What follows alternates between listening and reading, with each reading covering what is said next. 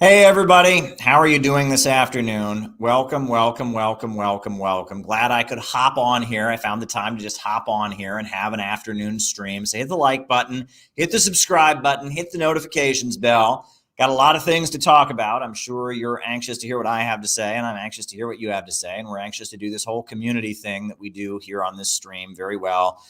So I guess, we'll just get ready to roll here. We will get ready to roll, and we will have our stream. That will be awesome. So I guess we'll start out with the opener, like we always do, right? Century. I say that the century on which we are entering can be and must be the century of the common man. A radical redistribution of economic power. I mean, we know that racism is just a byproduct of capitalism. Everything would be all right if everything was put back in the hands of the people. We need a government that will make sure Americans are taken care of and organize the economy to serve the people, not the profits of a wealthy few. We now have the techniques and the resources to get rid of poverty. We got to start getting out there with the people. Get out of the movement and get to the masses. We need a government of action.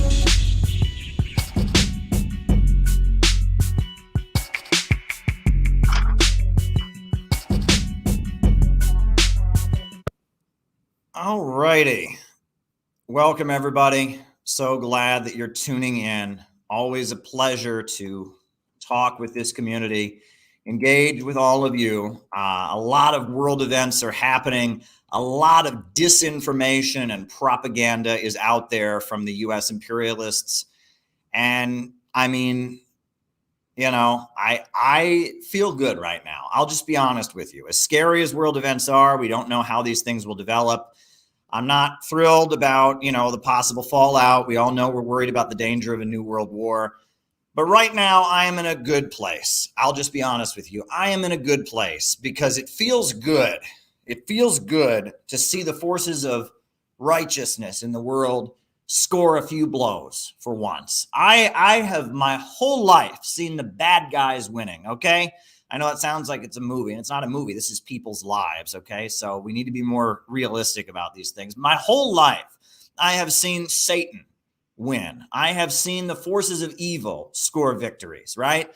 When I was in high school, the USA invaded Iraq, and they said Iraq had weapons of mass destruction, and they didn't. They said Iraq was responsible for 9/11, which was absolutely ridiculous. Osama bin Laden was a wealthy Saudi, and he was a Wahhabi, and Saddam Hussein was a Ba'athist Arab socialist.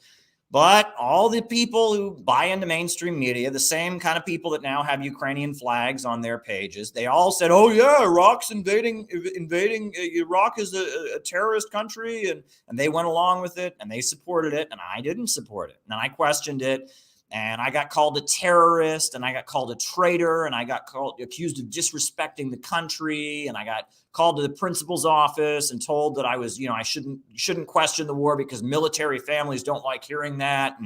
And my whole life I've seen this, right? And on top of that, we've seen it on the economic front, right? We have seen living standards go down. We've seen good paying jobs disappear. You go back to my hometown in Ohio right now, it's abysmal. Right. When I was a kid in the 90s, it was, the economy was still good. I mean, it wasn't the richest part of the United States. It's a little tiny town, manufacturing town, but it was much better than it is now. And I hear about, kids in my high school class who died of opioids. Then I hear about all the evil things that are happening and just, the lack of economic opportunity, how the labor movement and the unions are on defensive. And I've just seen the forces of evil. I've seen the forces of evil have so many victories, right? I've seen them have so many victories. When Barack Obama got in there and he manipulated the Arab Spring and he took the most prosperous country in Africa, Libya, and he bombed it to shreds and destroyed it. And now it's so miserable. People are drowning in the Mediterranean trying to get out. Syria, a stronghold of anti-imperialism that was aiding the Palestinian people, that had, built infrastructure and had the Communist Party in the government, trade unions in the factories, reduced to chaos. And I have just seen so much evil. in my life. I've seen the forces of evil have so many victories, right? I've seen them transform the movement of socialism that I gave my life to, and then I studied the ideology of William Z. Foster and Gus Hall. I've seen them hijack it into this twisted identity politics cult, and that the name of communism has been tarnished by this disgusting synthetic leftism.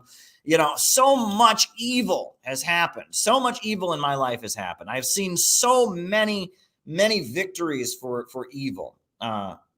So many victories for evil, and now I'm sitting back and I'm watching, despite how scary it is, despite how much of a tense situation it is, I am watching the forces of good in the world kick ass, and I am happy about it. God damn it. I am going to celebrate the fact that the people of Donetsk and the people of Luhansk have been heard.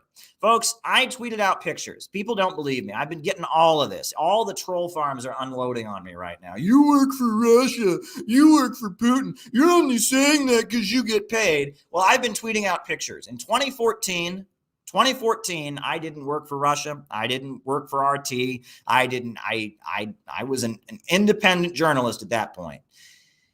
And in 2014, when all of this began with Euromaiden, you can see a photograph, multiple photographs of me in the street with signs that say, support Red Youth in Ukraine. And I was standing with the people of Donbass. I was standing with the people of Donetsk and Luhansk. You can look at my Facebook posts. You can look at the protests I was engaged in. I was in the streets standing with the people of Donetsk. The Donetsk People's Republic was declared in 2014. The Lugansk People's Republic was declared in 2014. And that is when I started supporting them. I didn't start supporting them when I started working at RT. I was supporting them long before that. People will remember during Occupy Wall Street how I was supporting Libya and I was supporting Syria. I have always been an anti-imperialist. I have always known that when the greatest mass murderers in the world, the U.S. imperialists, the people who murdered millions of people in Vietnam, the people who murdered millions of people in Korea, the people who backed Pinochet's ugly coup in Chile, I have always known that when they point their guns at a country, it is my duty as an anti-imperialist, as a working class person, to stand with them. And I've always known that the working families of the United States have the same enemy as the Russians, as the Iranians, as the Cubans, as the Venezuelans, as the Chinese. That's always been my orientation. I didn't get that from RT. I didn't get that from Putin. I didn't get that from Russia. I got that from William Z. Foster. I got that from Sam Marcy. I got that from Gus Hall. I got that from Dr. Martin Luther King Jr., who said the American government was the greatest perpetrator of violence on earth. I got that from Malcolm X. That's where I got it from. I didn't get it from Putin. So don't, this idea that I'm just doing this because I work for RT, that's ridiculous. But I'll tell you this much. You look at those photos back in 2014, very few people in the world were standing with Lugansk, and Donetsk. Very few people. It wasn't a popular cause. And Russia had to wait. Russia is a big country that trades with a lot of different countries. And, when the People's Republics declared themselves, I wanted Russia to go in and protect them. I wanted Russia to immediately recognize them. I was so happy to see communists back in power for once. So happy to see that. I was so happy to see people's republics created. I was so happy to see them building statues of Lenin for once and not tearing them down. I was so happy. And I wanted Russia to go in and protect these people immediately. But Russia couldn't do that. Right? And Russia waited. And the Minsk Agreement was signed. And the idea was the Donetsk People's Republic and Lugansk People's Republic, they would gradually, be assimilated back into the Ukrainian government. Well, it didn't happen. The agreement was signed in 2015, and it's been 7 years that Russia has waited for the Minsk Agreement to be signed. It's been 7 years the people of Lugansk and Donetsk have been waiting for that Minsk Agreement to be signed and carried out, and it hasn't been, and that they haven't fulfilled it. And at this point, Russia has said, you know what? We have waited. And now the government that is on is on our border, the Kiev regime, The Kiev regime is threatening to join NATO. The Kiev regime is threatening to get nuclear weapons. The USA has piled so many lethal weapons in there. And the people of Donetsk and Luhansk have been bombarded for so long that at this point, we're going to have to protect them. We are going to have to protect them. Folks, let's be clear. This is not an invasion of Ukraine, all right? And we're going to get all technical here, okay? And I hate to be, I'm going to sound like some kind of annoying lawyer here. This is not an invasion of Ukraine. If this was an invasion of Ukraine, Russia would be taking over Ukraine. They ain't doing that. Russia has sent their military to Donetsk and Lugansk, right, to protect the peoples of those republics. The Russian army has gone in and they are protecting the people of those republics who their government has asked them to do. So that's not an invasion, number one. And number two, Russia is taking strategic strikes against the Ukrainian military to make sure that the Ukrainian military no longer threatens these people. That's what they're doing. They're making sure that the Ukrainian military that's armed by the United States, that's got a special neo-Nazi battalion called the Azov Battalion, it is making sure that it can't threaten these people any longer, and it's sending troops in the republics to protect them. And they want to get in and get out. This is not an invasion. They're not rolling tanks into Kiev. They're not, they're not setting up a puppet government in Kiev. That's not what's going on. Russia is simply protecting the lives of the people in Lugansk and Donetsk. This is an anti-Nazi operation, a denazification operation. This is an anti-terrorism operation. The people of Donbass, the people of Lugansk and Donetsk, have been subject to terrorism for the past 8 years. 14,000 people have died in the ongoing shellings and drone strikes and bombings and food blockade that has been carried out by the U.S.-aligned regime in Kiev. And Russia has waited, and they have waited, and they have waited, and they have waited, and they have put forward security guarantees, and they've gotten to the point where the USA has made it clear they're not going to respect the rights of the people of Donbass. They are not going to respect the rights of the people of Donetsk. They are not going to respect the rights of the people of Lugansk. They're not going to do it. And they're talking about joining NATO, and they're talking about getting nukes. And so Russia is saying, nope, well, I guess we've given you your chance. 8 years is a long fucking time, people. It's not like Russia, if Russia just rolled in 2014, that would have been totally justified, right, to protect these people. But they didn't do that. 8 years, 8 years they waited to recognize these republics. 8 years they waited to send their military to protect them. Now they're doing it. And they're getting in there. They're taking out Ukrainian military stuff that'll be used against them. And they are going to protect these republics. And I think they are absolutely right to do that. And if you are a legit anti-imperialist, you would be with me.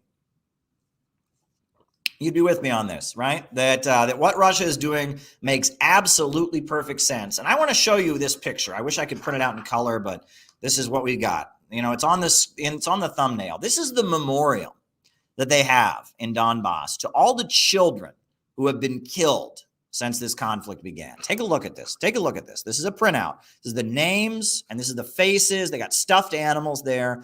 These are all the children who have died since this conflict began. Joe Biden, he said that Russia is fighting a made-up threat. These children are not made up. They're not fake. They're not pretend children, okay? These are real children who have died here. These are real people in Lugansk and Donetsk. It's 4 million people. 4 million people. They're not fake. They're not fake. They're real. This is not a made-up threat. The drone strikes, the shelling, the food blockade, this is not made up. This is not fiction. This is real. These are real people's lives. And if you're condemning Putin right now, if you're condemning Russia right now, you're saying that these lives don't matter.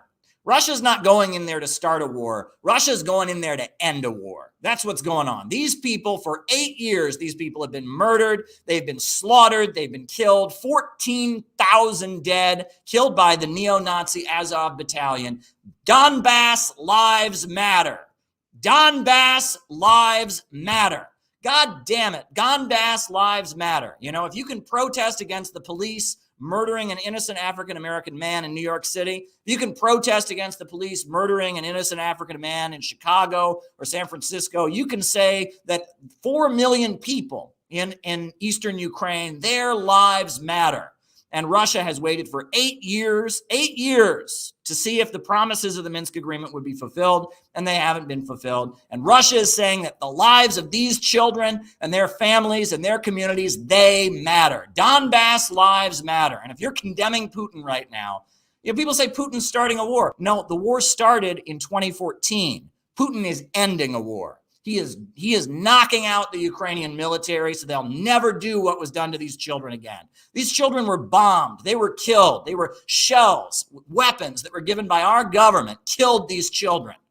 And Putin is going in and he's sending the military, and the military is in Donetsk and Lugansk, and they are taking out the Ukrainian military, and they are making sure that what happened to these children never happens again. Russia is bringing peace to eastern Ukraine. That's what's going on. Russia is not creating a war. Russia is bringing peace to eastern Ukraine, and I applaud them for doing that. Donbass lives matter. The lives of the people of the Donbass region, the lives of the people of Donetsk and Lugansk, they matter, and Russia is absolutely right to protect them. They have waited a darn long time. 8 years is not a short amount of time. I remember in school, I got a lot of detentions. I got in trouble for having my homework late for one day. Now, and here we got the Ukrainian government, the Kiev government, their homework is late 8 years, and people have been dying the whole time. This is ridiculous. Donbass lives matter. The lives of the people of Donetsk and Lugansk, they matter. And I am excited. I am happy to see a punch being landed by the forces of righteousness for once. I'm happy about it. I am celebrating the fact that the people of Donetsk and Luhansk are going to have peace now. The people of Donetsk and Luhansk are going to have protection now. They're going to be able to go to school without worrying that they're going to be hit by a drone. They're going to be able to go and walk home from school without, worrying that they're going to be hit by a shell from the Kiev regime. Right? They are going to be able to have Russian food, shipped in. They're going to get that blockade that's been imposed on them lifted. I am very, very happy that this is happening. And I'm glad that Putin is acting as a peacemaker, which is what he's doing. He is bringing peace to eastern Ukraine.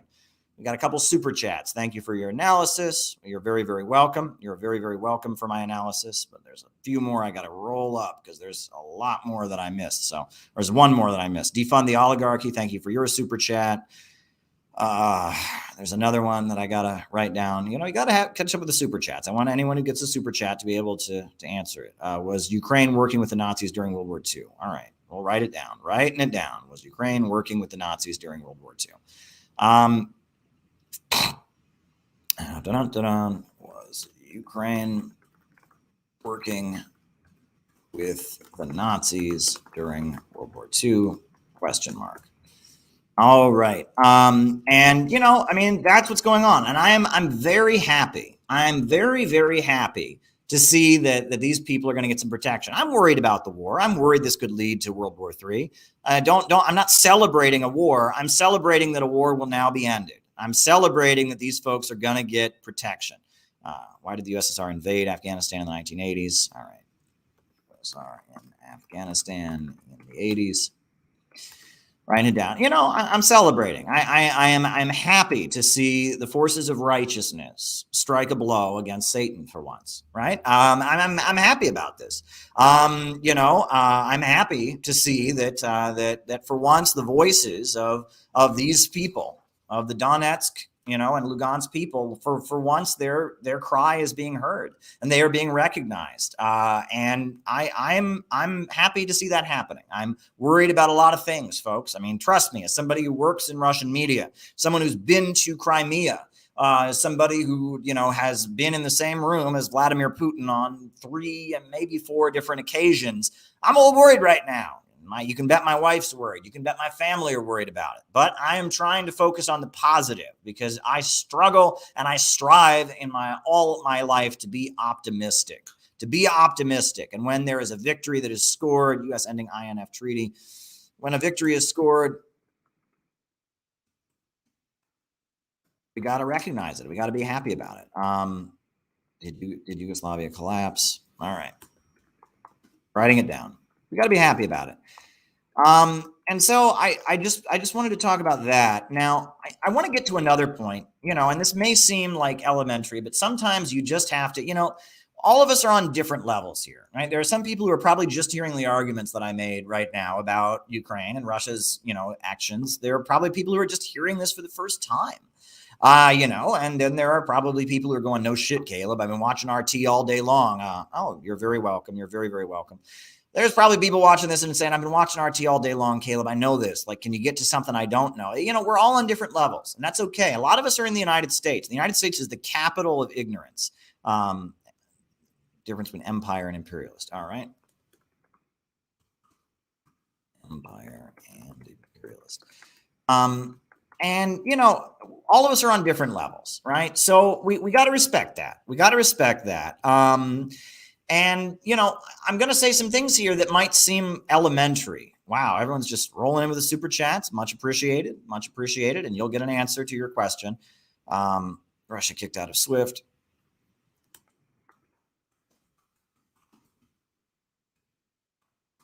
And we're all on different levels, and that's okay. It's okay to be on different levels. You got to be patient with people. You can't snob over people. Thank you, Michael. Thank you very much, Michael, for your super chat. You can't snob over people. You got to recognize that not everyone's going to know about this, and it gets frustrating. But I just want to say this. That if you live in the United States of America, that's who I'm talking to right now. This doesn't apply to you if you're in Eastern Europe. This doesn't apply to you if you're in Australia. This doesn't apply to you if you're in Belgium. If you're living in the United States of America right now, and you are taking this opportunity, thank you, T-Mac, for the super chat, and you're taking this opportunity to dump on Putin and dump on Russia, that is lower than dirt, in my opinion. Right? There is absolutely nothing heroic about doing that. Right? We are being bombarded with anti-Russian propaganda right now. We are just being bombarded with hysterical, over-the-top allegations about Russia. And if you are making the conscious choice as a person to echo that, to repeat what's being said on CNN, to repeat what they're saying on Fox and MSNBC, that is morally reprehensible. It's morally reprehensible, right? I'm not saying that everything Russia is doing is right. War is hell. And there's a very good chance that Russia may commit some atrocities in the process of this war. And I'm not okay with any atrocities. I'm not okay with any crimes against humanity. I would never try to justify that. But you know what? I'll tell you about a leader, an American leader who committed horrendous atrocities. His name was Abraham Lincoln. And Abraham Lincoln was the president of the United States. Will Azov continue to exist?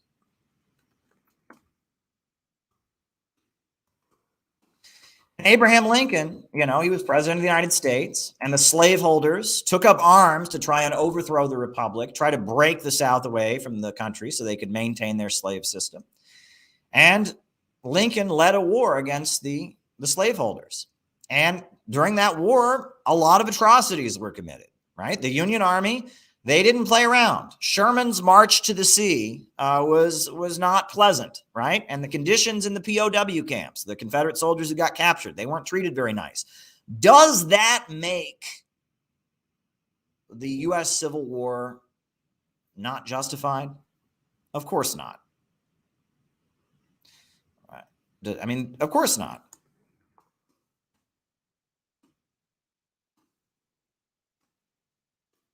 Writing it down. Of course not. No one would look at the fact that Sherman's march to the sea, and that there were horrendous atrocities committed by the Union Army in the Civil War and say, oh, well, I guess that means the slaveholders were right. No one would say that.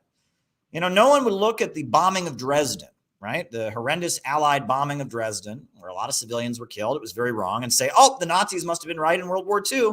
No one would say that, right? That, it's possible that in the course of all of this, Russia might do something wrong. That does not make the Ukrainian fascists and NATO correct.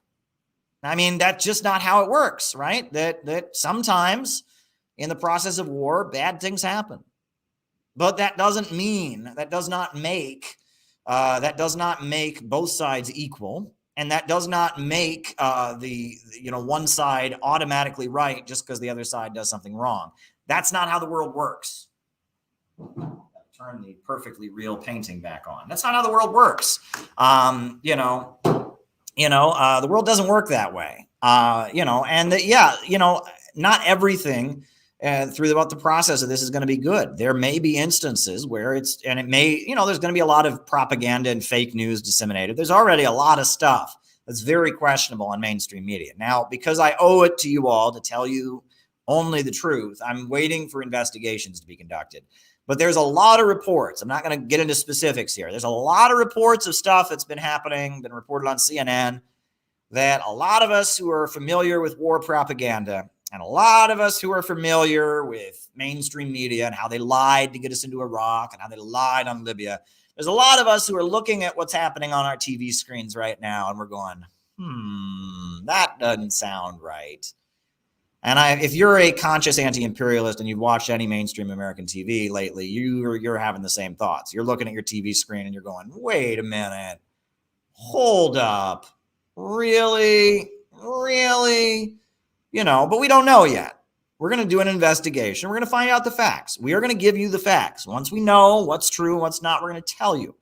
But a lot of us are watching American television with a huge amount of suspicion right now, and rightly so. There's a lot of things on American TV right now that don't seem quite right.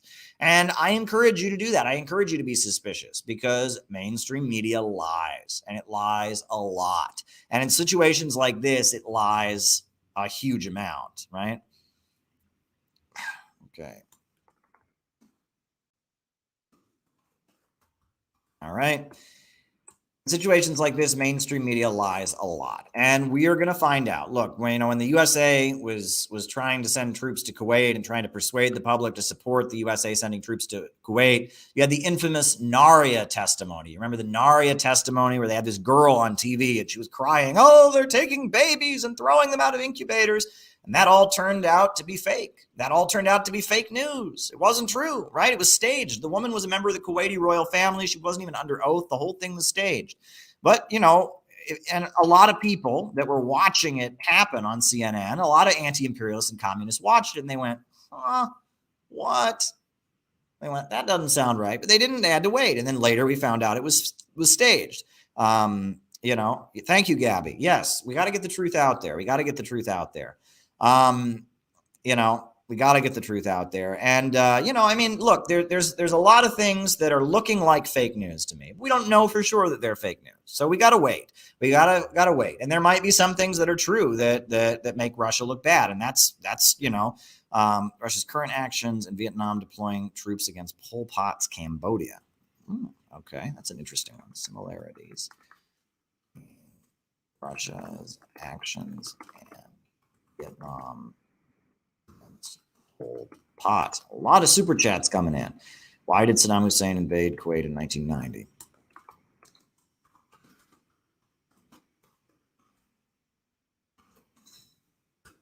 But there you go.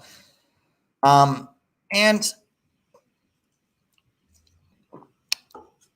so we got to keep that in mind, that there's a lot of things that are coming out that we have questions about. But one thing I have to comment on is that press conference that just happened with Joe Biden. All right. Now, I'm speaking to people who aren't anti-imperialists, people who don't even agree with me on Russia or anything. If you're just a plain American citizen, you had to watch that press conference that happened earlier today and go, what the what and the whaty what? I mean, that press conference that just happened today was an embarrassment. It was an embarrassment to the country. All right. So Joe Biden came out there and he gave his speech. The whole situation is Russia's fault. It's all Russia's fault. Putin did this. And he's going to put sanctions on Russia, and he's going to sanction the biggest Russian bank, and he's going to hurt the Russian economy, and he's not going to stand for this. And then the Q&A started. Oh my God. They should not let Biden take Q&A ever again. If I was on Biden's staff, I would say, Biden, no more questions. Just never take any more questions. Oh my God. Wow. One moment that stood out is that, and first of all, the press are despicable. They are like pro-war lobby, basically. They're like, well, is sanctions enough? It doesn't seem to be enough to stop Putin. Or we need more sanctions. They're demanding more about sanctions. So this one reporter, I think it was the reporter from the Wall Street Journal, says, well, what about the SWIFT international banking system? Are you going to kick Russia out of the SWIFT international banking system? Is that in the sanctions? And Biden's like, well, we want to, but our European ally. Oops. Yeah, turns out Europe basically told the United States they can't kick Russia out of the SWIFT international banking system. Yeah. The Germans, the French, Norwegians, Belgians, Italians, they said to the United States, yeah, we're not going to let you crash the international economy by kicking Russia out of the SWIFT system. The United States was threatening to kick Russia out of the SWIFT international banking system, which would prevent them from engaging in any international banking transactions. And it sounds like Europe basically told the United States, no, you can't do that. You want to talk about a moment of weakness for the United States? They should never have threatened this if they had no capability of following through on it, because that was the bluster, right? Throughout this whole Ukraine extravaganza, the United States has been saying, we are going to kick Russia out of the international banking system. We are going to kick Russia out of the SWIFT system. We're going to do it. One step into Ukraine, Mr. Putin, and we are going to kick you out of the international banking system. We are going to kick you out of the SWIFT. And then Biden's like, well, we can't do that. Yeah. You want to talk about a moment where the United States has egg on its face, a moment where the United States is looking very embarrassed. The USA has been leveling this SWIFT international banking threat nonstop for months. And now we just found out Europe won't let them do it. Yeah, the Europeans basically told the Americans, yeah, we're not going to let you kick Russia out of the SWIFT banking system. Yeah, that's got to be an embarrassing moment. Biden was a little bit uncomfortable when he answered that question. Well, our European allies, and then he tried to, this is my favorite. He says, well, the sanctions we are imposing on Russia, they're worse than SWIFT. Yeah, that was interesting. They said that the sanctions they're putting on Russia are worse than SWIFT. And I thought, really? And he's like, yeah, we're going to sanction the biggest bank in Russia. We are going to sanction, the family members of Russian oligarchs. And it's like, wait a second. You do realize that you're putting sanctions on the biggest bank in Russia. If you kick them out of the SWIFT system, you would be kicking them out of every bank in Russia. You would be sanctioning every single bank in Russia. That would mean there would be no Russian bank transactions, right? So there's no way that sanctioning one bank or another bank is worse than SWIFT. Biden, it looks like you just revealed how weak the United States really is. Europe basically said, okay, yeah, we don't like Putin. Okay, you can put some more sanctions, but no, we're not going to kick Russia out of the international banking system. That was something amazing. Another thing that blew my mind. So, and this is an impeachable offense. Okay, he should be immediately impeached. This should scare the crap out of every American. Okay, I mean, I don't understand how, look, every Republican, every mainstream Democrat, anyone who's got any rational sense should see this. This was a let's go Brandon moment if there ever was one. And it's utterly terrifying, this part of the press conference. I don't know if you saw it, but, the reporter asks Joe Biden, is Putin threatening a nuclear strike? That was the question. Is Putin threatening a nuclear strike? And Joe Biden replies, I don't know what he's threatening.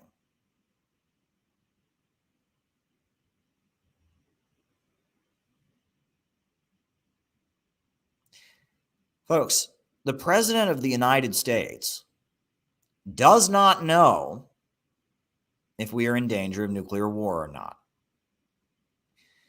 Folks, it is Joe Biden's job to know what Russia is threatening. And if Russia is threatening to nuke the United States or some other country, I cannot think of something that would be more in Joe Biden's job description for him to know. But Joe Biden said, I don't know what he's threatening. Russia is not threatening to nuke the United States. He's not. I mean, that just didn't happen. But there's been some Twitter rumors and stuff. A reporter asked Joe Biden, and if Joe Biden was a competent leader, he would have immediately answered it with, no, he's not threatening a nuclear strike. But Joe Biden said, I don't know what he is threatening. Meaning the people in charge of me didn't tell me whether he's doing that or not. I don't know. I mean, I'm sorry, forget the anti-imperialism, forget the Marxism. Even if you're on the American side, how can Joe Biden, the president of the United States, not know if a nuclear strike is being threatened at this moment? And I saw your question, Kinky, about RT. I'm writing it down, right?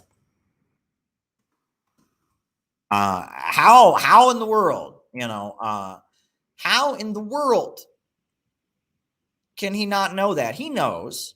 I mean, look, there's either one or two things happening. Number one is and I think it's likely the first one, is that Joe Biden is just so out of it and so clueless that he was afraid that he would say, no, he's not, and he was, and he would look stupid. So he said, I don't know. That Joe Biden is so out of touch with what's going on. He's so senile. He lives in such a bubble. I mean, the guy doesn't know what let's go Brandon means. So, okay.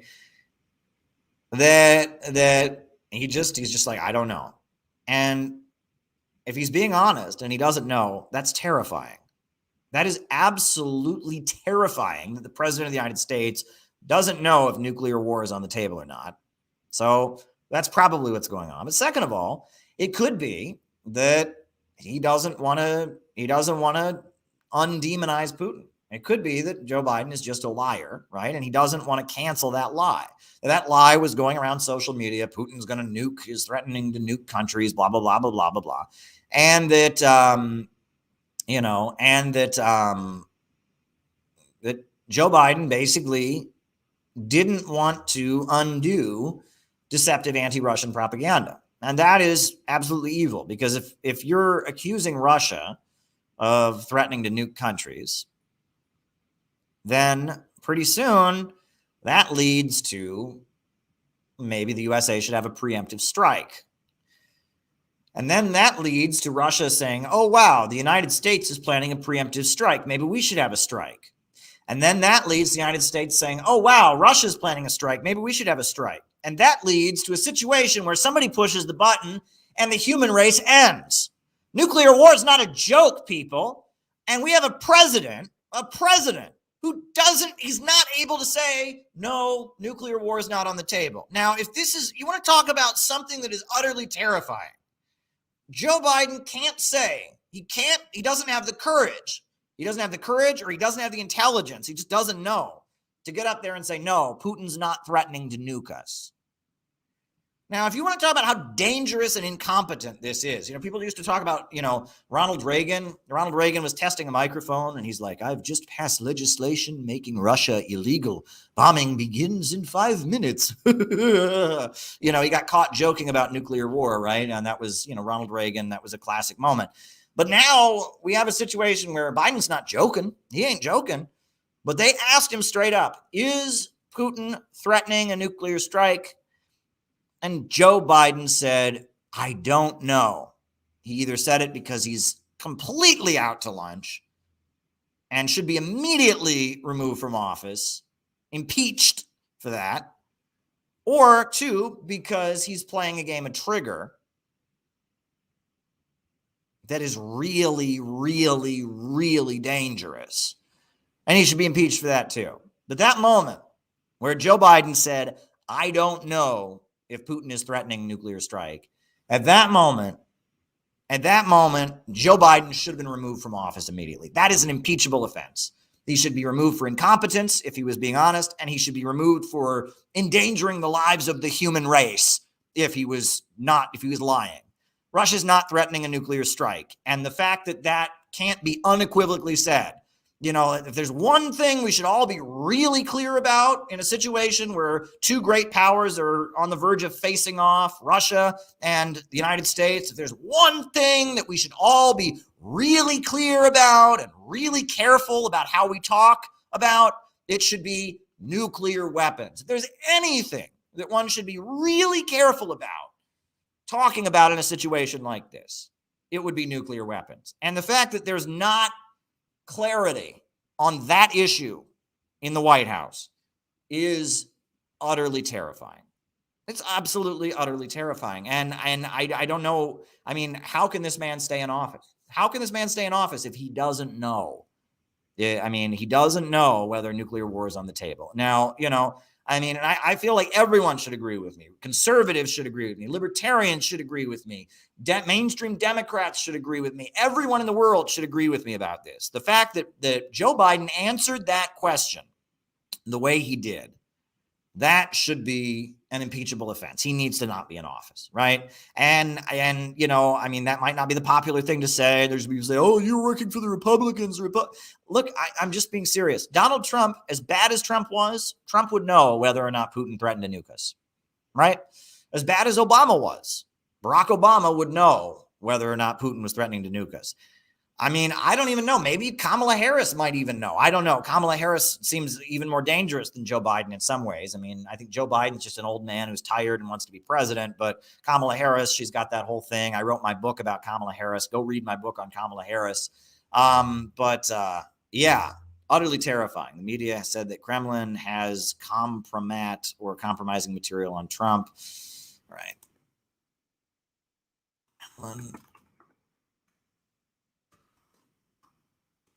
Okay. All right. So there we go. But I want to get to another point, which is that, if you live in the United States and you are taking this opportunity to speak up against Russia, you're a punk. All right. There's nothing heroic about doing that. There's nothing brave about doing that. That would be the equivalent of, if you lived in Nazi Germany, during the late 1930s, 1939, and you had a protest against the Sudetenland, right? That would be the equivalent of if you were living in Imperial Japan and you had a protest against Manchuria and, how China was disrespecting Japan. That would be the equivalent of during the Vietnam War, you had a protest against Ho Chi Minh, right? Being anti-Putin at this point is like, first of all, there's nothing bold or original or heroic about it. Anybody can be against Putin in the United States. The whole mainstream media is singing an anti-Putin chorus right now. So if you think you're bold, if you think you're heroic, you think you're original, you think you are ridiculous. It is the biggest display of conformity I've ever seen, number one. And number two, it is not moral. It is not moral because by demonizing Putin, what you're saying is that these people's lives don't matter and that they shouldn't be protected. That's what you're saying. If you're demonizing Putin right now, you're basically saying that the lives of the people in Donbass, over 14,000 of which have already died, they've been dying for 8 years. They've waited for 7 years for the Minsk agreement to be signed. Putin is trying to secure their protection. He's trying to weaken the Ukrainian military and make sure these people get some goddamn peace. You're saying that these people don't have a right to life. That's what you're saying. That's what you're saying. And and it's morally reprehensible. And I really anyone who's getting up and whatever they think about Russia, whatever they think about Putin, anyone who's getting up right now and using this opportunity to make everyone know I condemn Putin, shame on you. Shame on you. That is reprehensible. It is reprehensible behavior. And if you have any moral fiber at all, you should be explaining to the world why Russia feels they have to do this, even if you don't agree with it, right? Even if you don't agree, you might disagree. You might say, Caleb, I don't buy it. I don't think this is the right thing for Russia to do. I disagree with you. Fine. But you should be explaining to your friends, to your coworkers, to your neighbors, to your family members, why Russia is doing this. That's what you should be doing. If you have any moral fiber, you should be explaining why millions of people in Russia are rallying behind Putin and supporting this action right now. Right? And And can we go over again? Because there's all these people saying, oh, Caleb, you said Russia wasn't going to invade Ukraine. You're wrong. You lied. No, I'm not. No, I'm not. No, Russia's not invading Ukraine. Russia is not invading Ukraine. Let me repeat this for the 1,000th time. Russia is not invading Ukraine. Russia is granting recognition to the republics of Donetsk and Lugansk and supplying them with military support. And those are separate countries. They're not invading Ukraine. They're sending military aid to aligned countries, number one. And on top of that, Russia is engaging in anti-terror strikes. They are weakening the Ukrainian military in order to protect the people of Lugansk and Donetsk. And that is completely justified, right? That's not an invasion. An invasion, if Russia marched over the border and like planted a Russian flag in Kiev, that would be an invasion. That's not what's happening. That Russia is not, they're not marching over the border and planting a flag in Kiev. That's not what they're doing. They are protecting independent countries that asked for their help, number one. Number two, they are apparently striking the Ukrainian military in order to make sure the Ukrainian military does not menace the peoples of Donbass any longer. At no point Russia is not invading Ukraine. This is not an invasion of Ukraine, right? There are definitely military operations going on against the Ukrainian military, and I'm not denying that. And I'm not denying that they have sent their military into Lugansk, and they may have sent their military strategically into other parts of Ukraine to weaken the Ukrainian military and the Ukrainian Air Force, but they're not trying to occupy Ukraine. They've made it clear this is a military operation. This is a strategic operation, and that is what they are doing. And we'll learn the details of it later, right? I don't know. See, here's the thing that annoys me. And it should annoy you. Okay. Do you remember a week ago when bombs went off in Lugansk and bombs went off in Donetsk? U.S. media immediately said, oh, it's a false flag. This is fake. Like shelling was going on and bombs were falling. And all these people in eastern Ukraine and Donetsk and Lugansk, all these people were piling onto buses and fleeing to Russia. You remember that? Yeah, all these people were fleeing to Russia to get out, and bombs were going off and shells were flying. And the USA immediately said, oh, it's not real. It's fake. This is all fake. False flag. This isn't real. Like immediately, right? Big explosions are happening in eastern Ukraine and in the People's Republics. And U.S. media immediately after, with no investigation, no details, just immediately declares, it's not real. But then, right now in Ukraine, all kinds of stuff is happening. Explosions are happening, and there's something at the airport, and immediately the U.S. media is saying, oh, Russia's doing this and Russia's here and they're not investigating any of this. We don't know what's going on. Is there fighting happening across Ukraine? Are there explosions happening? Yes. Is the Russian military moving against the Ukrainian military? Yes. But do they know that every single one of these reports they're getting is Russia? Do they know that no. And that's pretty unbelievable, right? Look, it's not, it's not fair. It's not balanced. This is not fair and balanced coverage. The explosions went off in Donetsk, and they immediately, without any investigation, declared, oh no, this is that. And stuff is happening in Ukraine. And every report from the Ukrainian military is just immediately being put on TV. And a lot of the reports that we're hearing sound sketch, right? We don't know. We're going to investigate first. But a lot of what we're hearing from American mainstream media sounds sketch. Sounds totally sketch. Sadly, in the West, many people don't need a reason to hate Russia or Putin because you have to convince someone who's watching TV. How would you convince someone who's been watching BBC for 20 years? How would you convince who's been watching BBC for 20 years? But folks, what's really happening, and this is what you really need to remember, is the fact that Joe Biden came out there and he said he's not sending the U.S. military into Ukraine. The fact that Joe Biden came out there and has admitted that he can't kick Russia out of the SWIFT international banking system, this is a sign that we are entering a brave new world.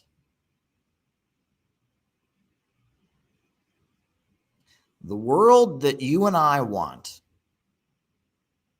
is coming into being.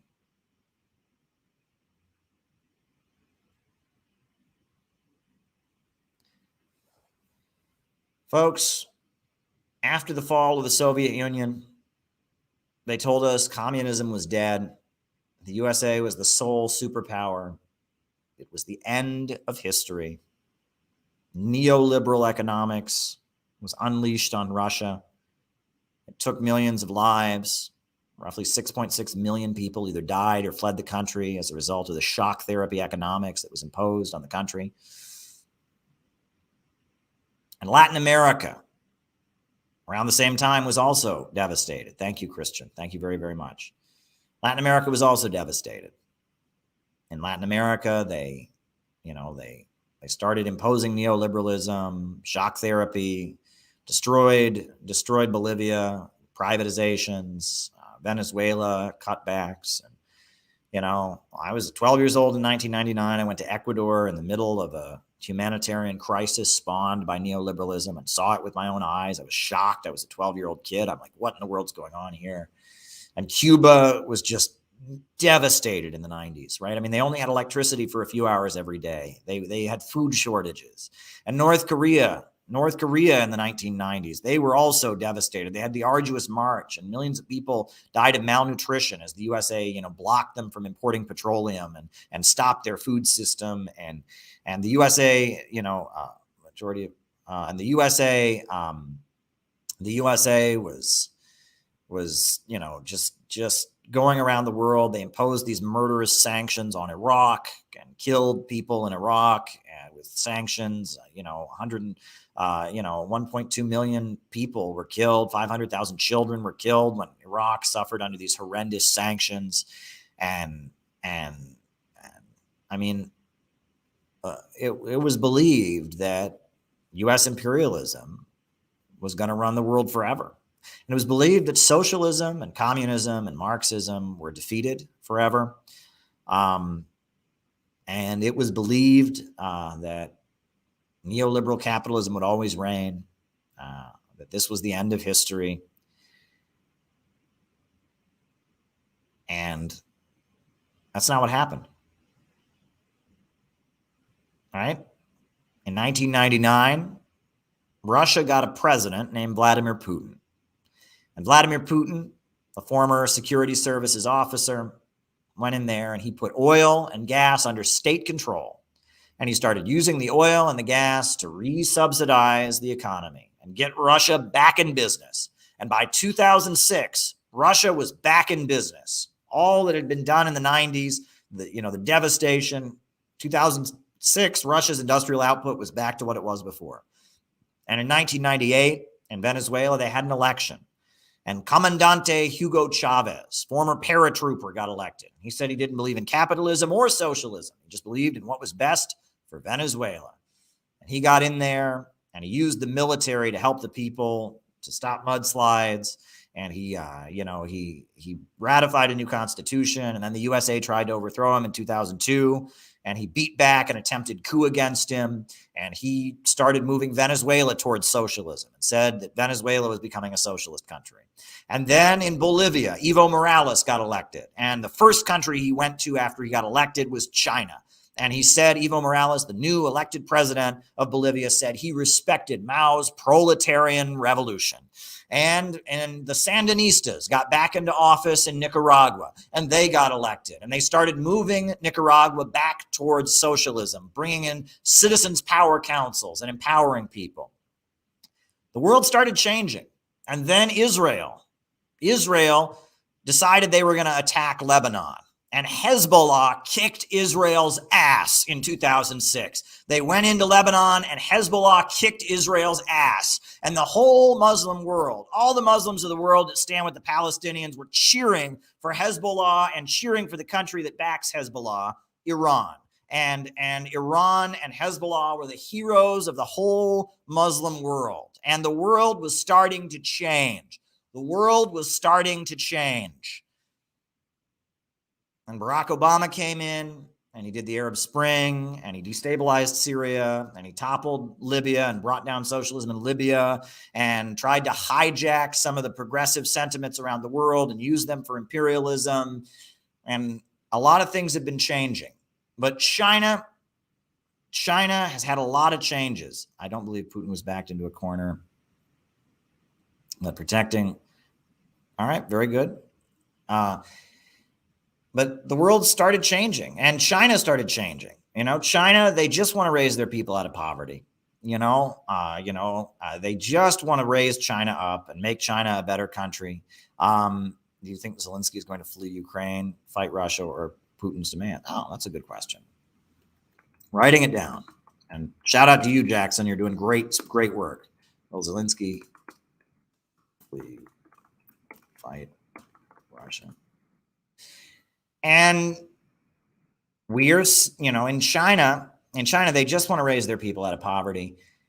And they thought the Americans were their friends. Some of them thought the Americans were their friends. Jiang Zemin said that eventually China sought to adopt the Western system. But then China started to realize the USA wasn't really their friend.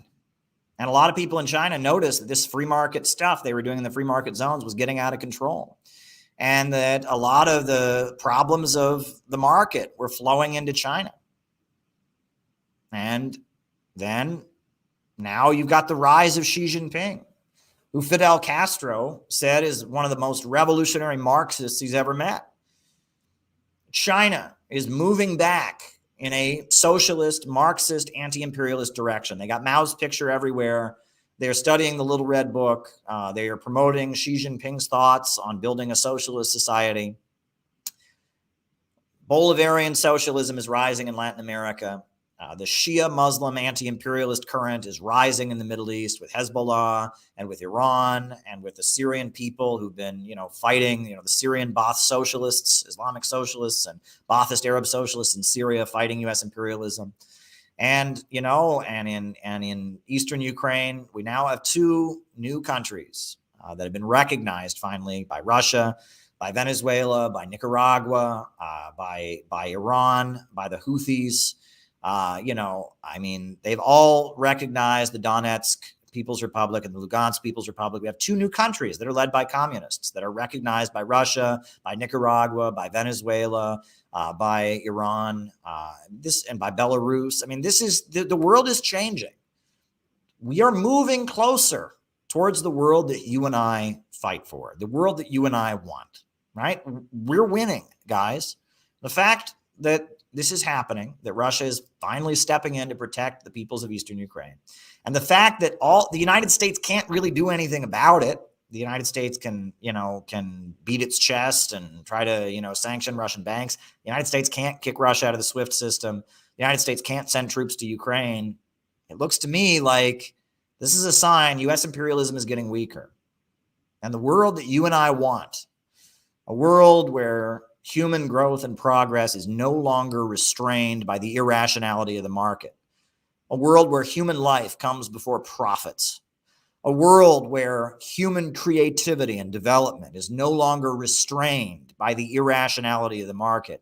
That world is getting closer. If you look at what China has done, raising hundreds of millions of people out of poverty, if you look at, at what Putin has achieved by reasserting state control over oil and gas and rebooting Russia's economy, if you look at what Venezuela and Bolivia and Nicaragua have achieved in raising people up out of poverty and building strong economies where the people come first, not the profits of a few.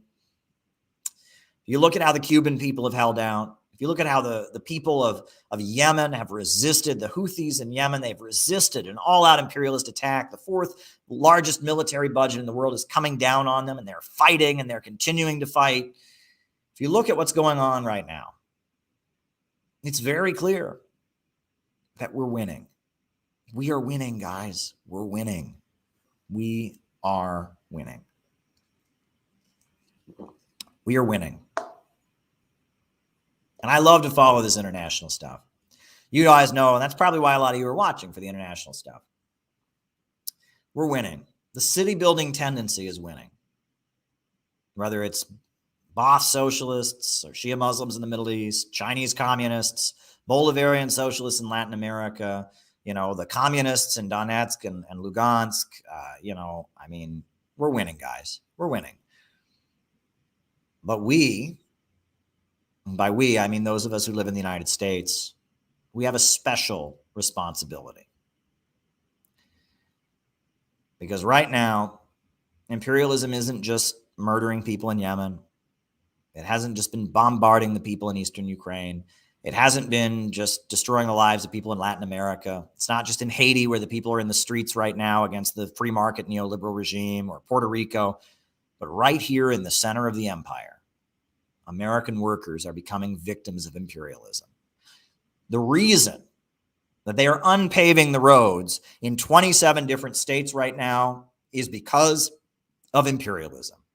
And the reason that the next generation of American workers are facing a lifetime of low-wage, short-term service sector jobs is because of imperialism. And the reason people are dying from opioids, and the reason doctors were pushed to overprescribe opioids, is because of U.S. imperialism. And the reason that the United States has the biggest prison population of any country in the world, and prisons have been turned into a way to make profits, and we've got a prison industrial complex, mass incarceration, police brutality that's been rained down on the Black community, that is because of U.S. imperialism. And the reason that there are immigrants being locked in cages on our border and dead bodies turn up along the Mexican-American border every day, that's because of U.S. imperialism. And the reason that our civil liberties are being stripped away and the government is tapping our phones and reading our emails, and they're having no-knock raids and kicking down doors, and police are murdering people on the streets and getting away with it, that is because of U.S. imperialism. And the reason so many young people are hopeless right now and feel like their life doesn't have a future, that is because of U.S. imperialism. And the reason that life is becoming bleak, and the reason so many people don't even know who they are anymore, don't even know what anything is worth living for, that is because of U.S. imperialism.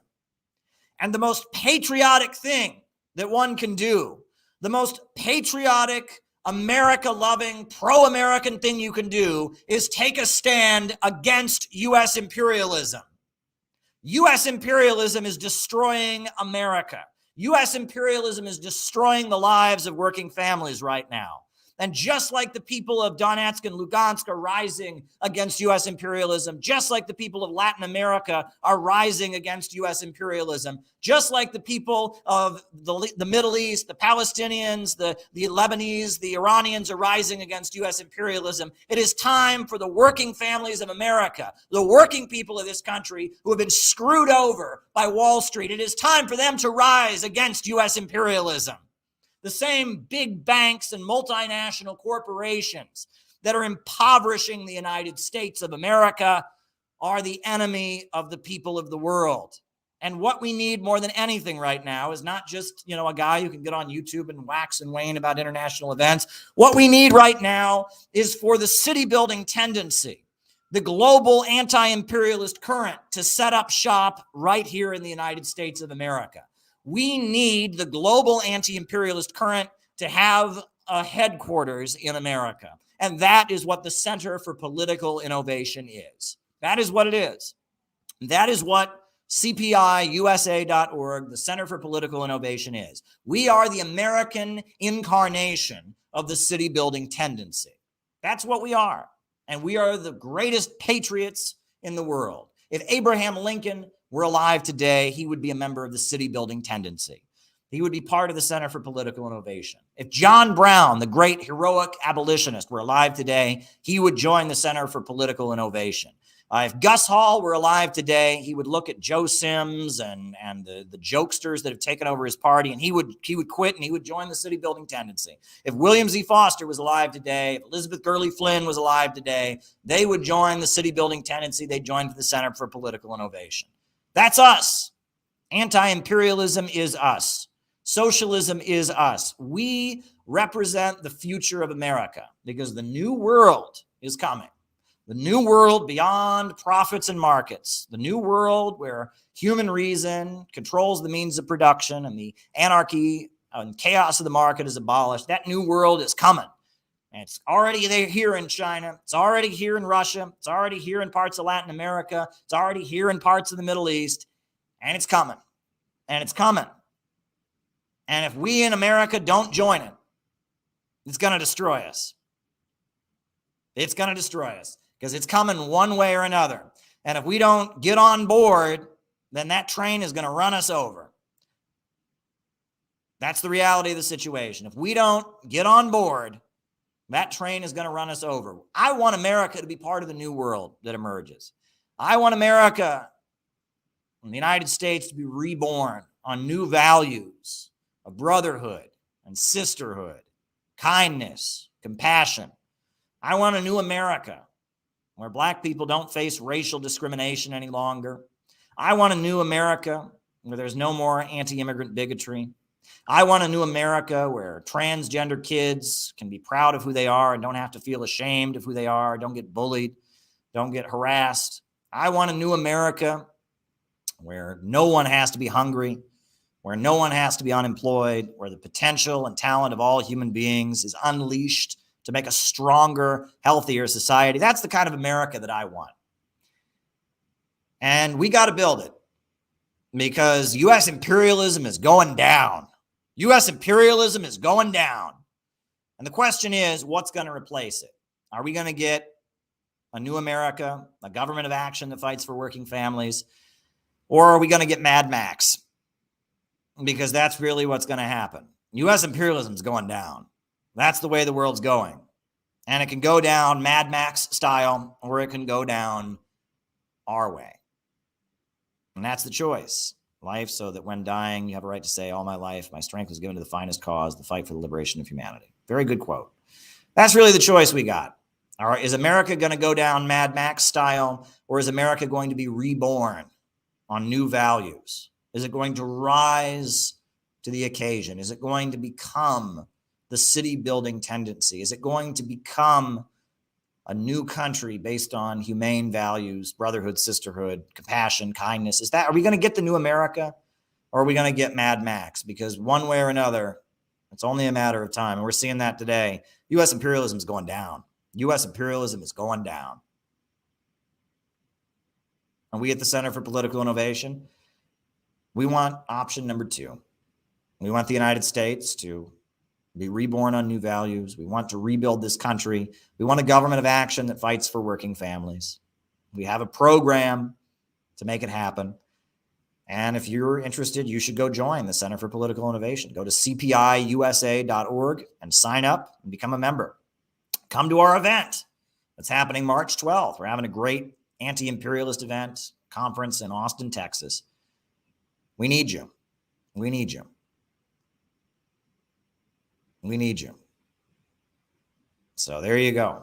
Those are my opening remarks for tonight.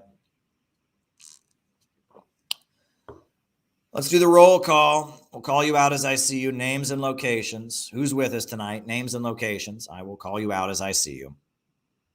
Names and locations. Who's with us tonight? Who's with us tonight? Names and locations. All right. We got Jenny Lynn. We got Steve Richter.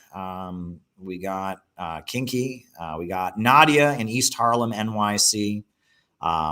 We got JT24 in Mississippi, Brooklyn, New York, Moppin Time, Bellingham, Washington, Cambridge, UK, Temple City, Kansas City, Dario from Brooklyn, Mo in Toronto, Canada, Stephen in Riverside City, Alan from Utah, Piano Man, Mark in Aberdeen, Scotland, East Lansing, Michigan, Gabby Hernandez in Chicago, Palmer, Massachusetts, Patrick in Los Angeles, Andrew from Australia, Dayton, Ohio, Justin Darnell, Don D in NYC, Deborah Wilson in Mexico, Arturo from Alaska, Mohsen from Iran, Stephanie from Florida, Kieran from San Diego, St. George, Utah, Joey in Lodi, California, Charlie in Glasgow, Scotland, British Columbia, St. George, Utah, Delaware, London, UK, Charlie in Glasgow, Scotland, Dave in Rochester, New York, Adam in Salt Lake City, John Whitty in Houston, Dave in Rochester, New York, Neil Frazier in Hong Kong, Carmen in Ridge, Pennsylvania, Chicago, Martin Fly, Dave in the Upper Peninsula, Scotland, a 24-hour jukebox, Carlos in Texas, Florence, Italy. Wow. Patrick from Rhode Island.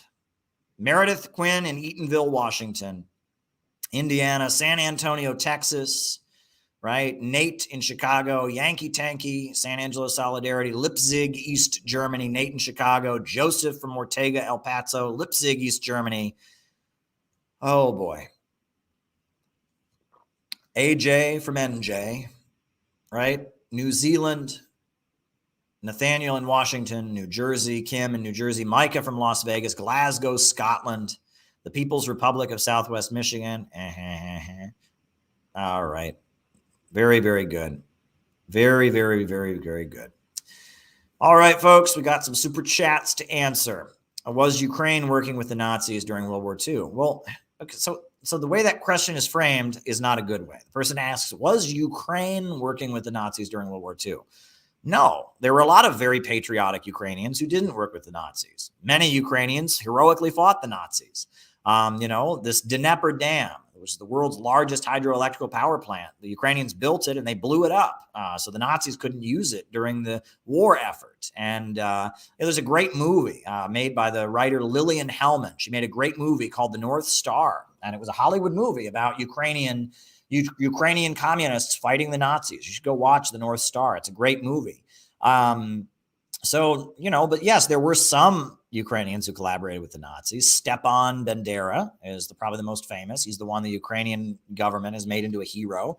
There's also, there was, what's his name? Ivan the Terrible, Yatsenuk or whatever. It was this guy who was like a concentration camp guard, worked for the Nazis, who committed atrocities. All right. I can't talk about Myanmar. I can't talk about that right now. I just can't get into that. But thank you for the super chat. But yes, most Ukrainians fought the Nazis, but some didn't, right? There were some, collaborators, and that's unfortunate. Why did the Soviet Union go into Afghanistan in the 1980s? The Soviet Union went into Afghanistan for this reason.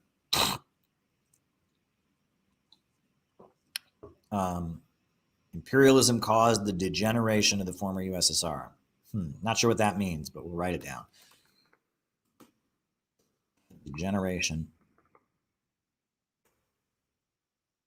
All right.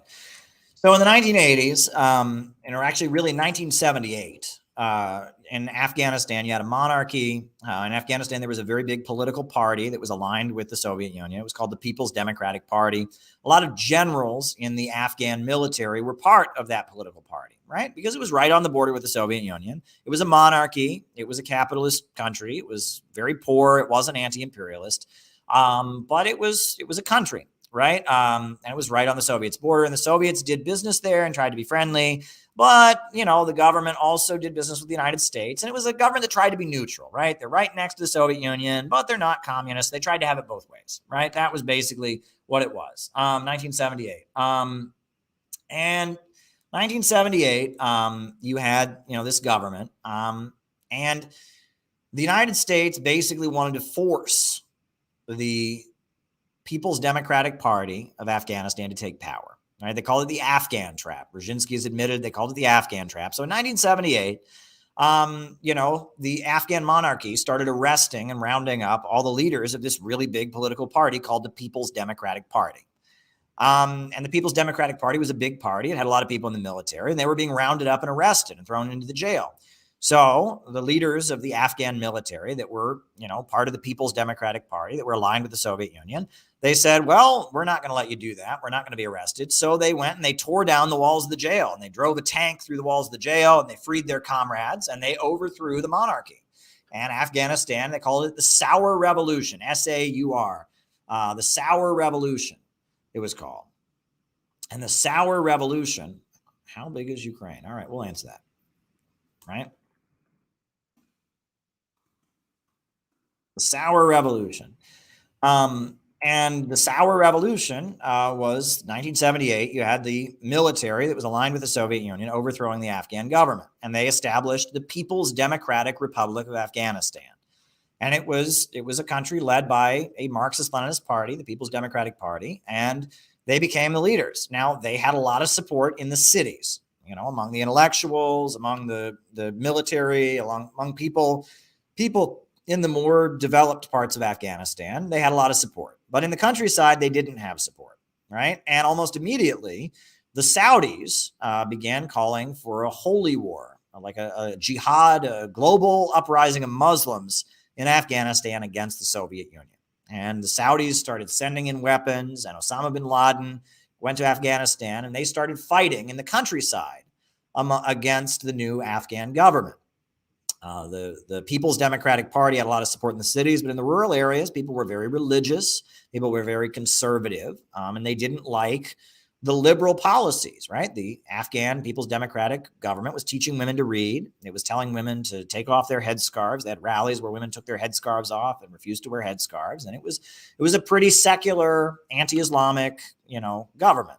So the rural people of Afghanistan that were deeply religious and deeply conservative, they didn't like the idea of women not wearing headscarves, and they didn't like the idea of women going to school and learning to read, and they felt like this was Russian communism being imposed on them, so they were joining with Osama bin Laden to fight them. So Russia, the Soviet Union, not wanting there to be an Islamic terrorist extremist government set up on their border, felt they were obligated at that point, to send their military into Afghanistan to stop the terrorism against the People's Democratic Republic. And so they did. And that's what happened. And, some people say, that was the Soviet Union militarily occupying Afghanistan, right? That was the Soviet Union, militarily occupying Afghanistan. Well, no, because you'll notice that Gorbachev pulled the Soviet troops out of Afghanistan. Late 80s, the Soviet Union stopped supporting Afghanistan. But the People's Democratic Republic of Afghanistan stayed in power long after the Soviet Union fell in 1991, and they were still fighting. So if it was simply a Soviet front government, it would have fallen immediately. The Soviet troops would have been out of there. They were out of there in like 89, 88. I forget which year Gorbachev pulled the Soviet troops out. But the People's Democratic Party of Afghanistan kept fighting for another 3, 4, 5 years. So that shows you they had a very big base of support in the country. That's what happened. But yeah, the Soviet Union, they felt obligated to help their allies in the People's Democratic Republic. And then later, Zbigniew Brzezinski, who was the main strategist of U.S. imperialism at the time, he admitted that it was called the Afghan trap. They wanted to, create a situation where the Soviet Union felt they were obligated to send their soldiers in, and then it would become a Vietnam. That's what he used. He said he gave the Soviet Union their own Vietnam, would weaken the country, etc. So that's what happened in Afghanistan. Next question. USA ending the INF Treaty. Yeah, well, the INF Treaty, that was ended by Donald Trump. That was the Intercontinental Nuclear Forces, right? It's the idea that it's these short-range nukes, right? The idea was that the USA wouldn't put any nukes in Europe and vice versa, right? They wouldn't have short-range nukes. And that treaty has been ripped up, right? And that was one thing. People said Donald Trump was a puppet of Russia, but he ripped up many nuclear treaties, many of the agreements that ended the Cold War, many of the nuclear agreements that Gorbachev signed, basically ending the arms race, were destroyed by Donald Trump because Donald Trump got a lot of money from weapons manufacturers. And that was, something that he could do to help his weapons manufacturer friends. All right. Why did Yugoslavia come apart? Well, Yugoslavia, you have to remember, first of all, so Yugoslavia was the first socialist country to stop aligning with the Soviet Union, right? 1945, World War II ends, and the Socialist Federation of Yugoslavia is created. There's a lot of different nationalities in Yugoslavia, Croatians, Serbs, Macedonians, a lot of different nationalities in Yugoslavia, right? Different religious groups, different nationalities. It's a quite diverse group of people, but they created one country, the Yugoslav Federal Republic. And it was led by Tito, right? And, Tito was at first aligned with the Soviet Union, aligned with Stalin, right? How do you see? Oh, all right. Okay. How does...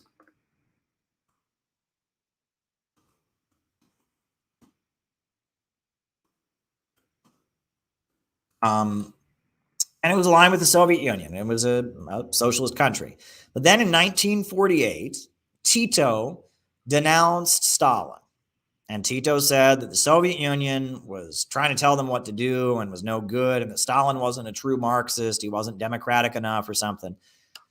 So Yugoslavia denounced the Soviet Union and aligned with the United States in 1948. And that was a big deal because that was the first time any socialist country had cut ties with the Soviet Union. It was a really big deal. And so Yugoslavia was anti-Soviet. Now, Mao met with Yugoslavia. There was tension between China and the Soviet Union, even when Mao was alive. And Mao met with, Tito, and it seemed to some degree or other, that Mao might do what Tito did, right? But Mao ultimately stayed aligned with the Soviet Union until 1961. But, there was a moment there where Yugoslavia and China were looking like they might be friendly, and China might cut it off with the Soviet Union, but then they didn't, right? But then, Yugoslavia was aligned with the United States. And then from there, you had a situation where at that point, you had Yugoslavia as a socialist country led by a communist party that was aligned with the United States. And so then Yugoslavia started implementing what they called worker self-management. Was basically, instead of having a centrally planned economy, they made every factory an independent cooperative, right? And this is very interesting, that sold the products to the state, right? If you worked in the camera factory in Yugoslavia, your factory got paid per camera, and the government of Yugoslavia bought the cameras from the factory. And they said that this was more revolutionary, right? It was that, worker self-management, right? The workers basically own the factory and sell their products to the state. They made the factories almost like the collective farms, where they weren't, it wasn't like just working in a state-owned industry where you just get paid a wage to do a work. It was rather they got paid for how many products they produced. And that was the model that was introduced. And they presented it as being somehow more revolutionary. A lot of Trotskyites liked Yugoslavia at first. And it was basically kind of a break with the Soviet model of socialist development. Tito died. After Tito's death, there had always been ethnic divisions, very different peoples, different religious backgrounds, longstanding ethnic rivalries. The United States started funding separatist movements in Yugoslavia, right? The Soviet Union fell, but socialist Yugoslavia was still around. So the United States started pouring money into Croatian separatists, Macedonian separatists, etc. Thank you very much. I really do appreciate that. Thank you very much. And started funding these ethnic separatist movements. And so Yugoslavia started breaking apart. Serbia was the part of Yugoslavia that remained under the leadership of the Communist Party, the Socialist Party. I think it changed its name to the Socialist Party, but it was led by Slobodan Milosevic, and they maintained state control of the means of production, etc. So then the United States worked with Saudi Arabia to foment an insurgency against the government of Yugoslavia. So Yugoslavia is historically against the government of Serbia.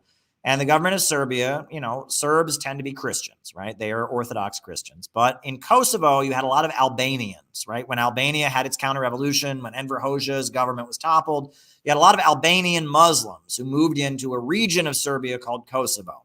And they started taking up arms against the government of Serbia. And you had this civil war, right? Where, I'd love to have him on, by the way. He sounds like he's doing great stuff. I've heard of him, and I'd love to have him on. They started, taking up arms. The Kosovo Liberation Army, which was an Islamist, theocratic government, or theocratic Wahhabi Islamic fundamentalist group. They started fighting against the Serbian government. So the Serbian government was fighting them. It was a civil war that was going on. So then the U.S. media accused the government of Serbia of committing genocide against the ethnic Albanians, right? Against the Muslims and the ethnic Albanians in Kosovo.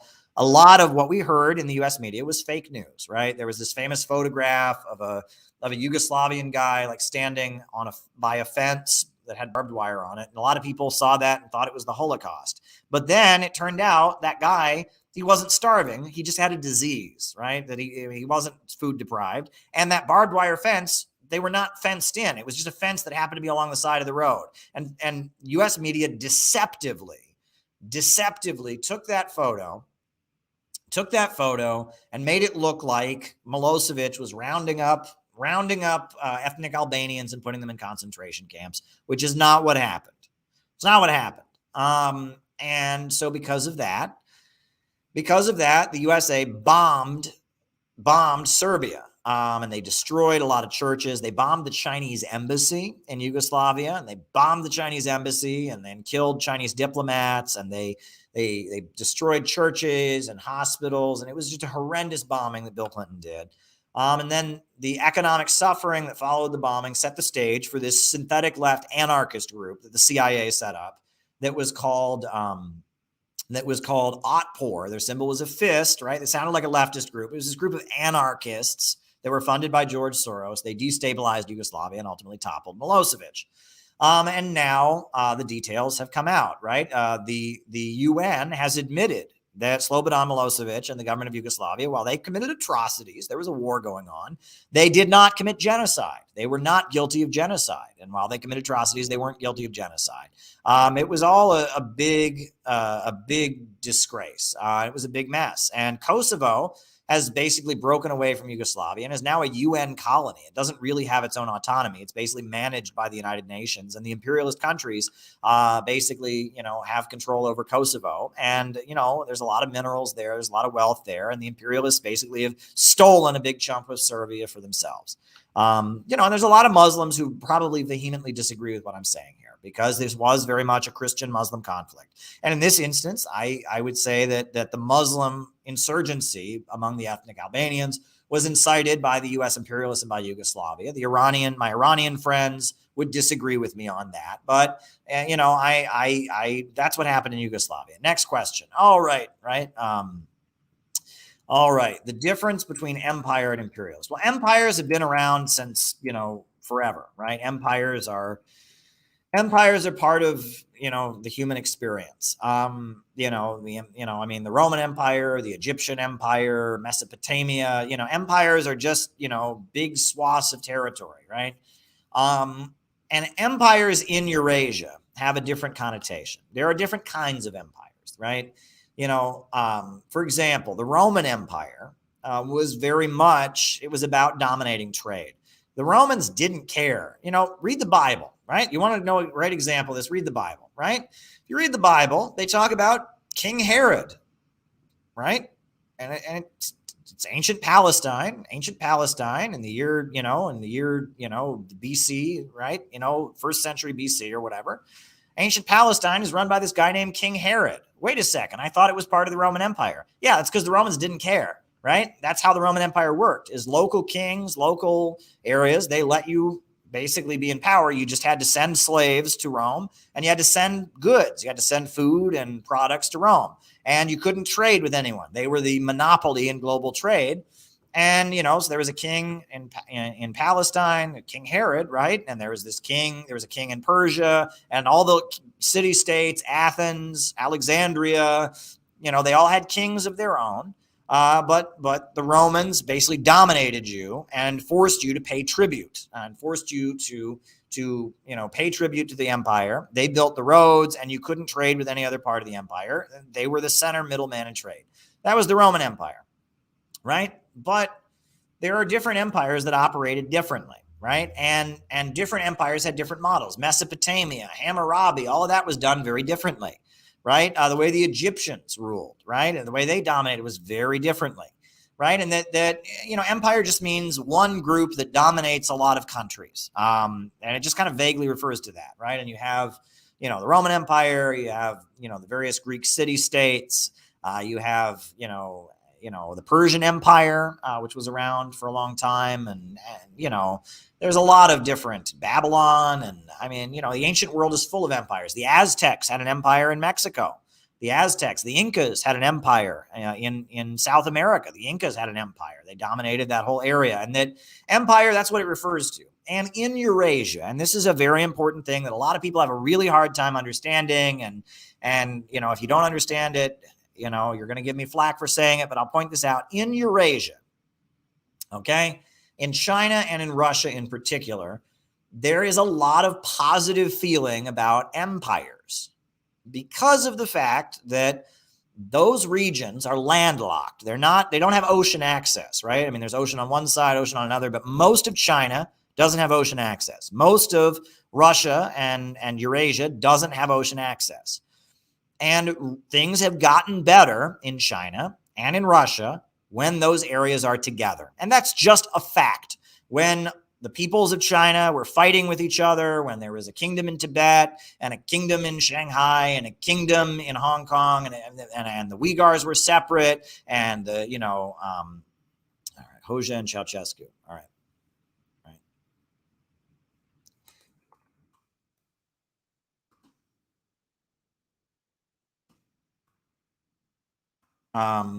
When the Uyghurs were separate and the Tibetans were separate, that's when China's been weak. But in China, there's a lot of admiration still today for the Qing dynasty, which was a brutal, oppressive regime that tortured people and killed people and slaughtered whole villages. It was an awful authoritarian regime.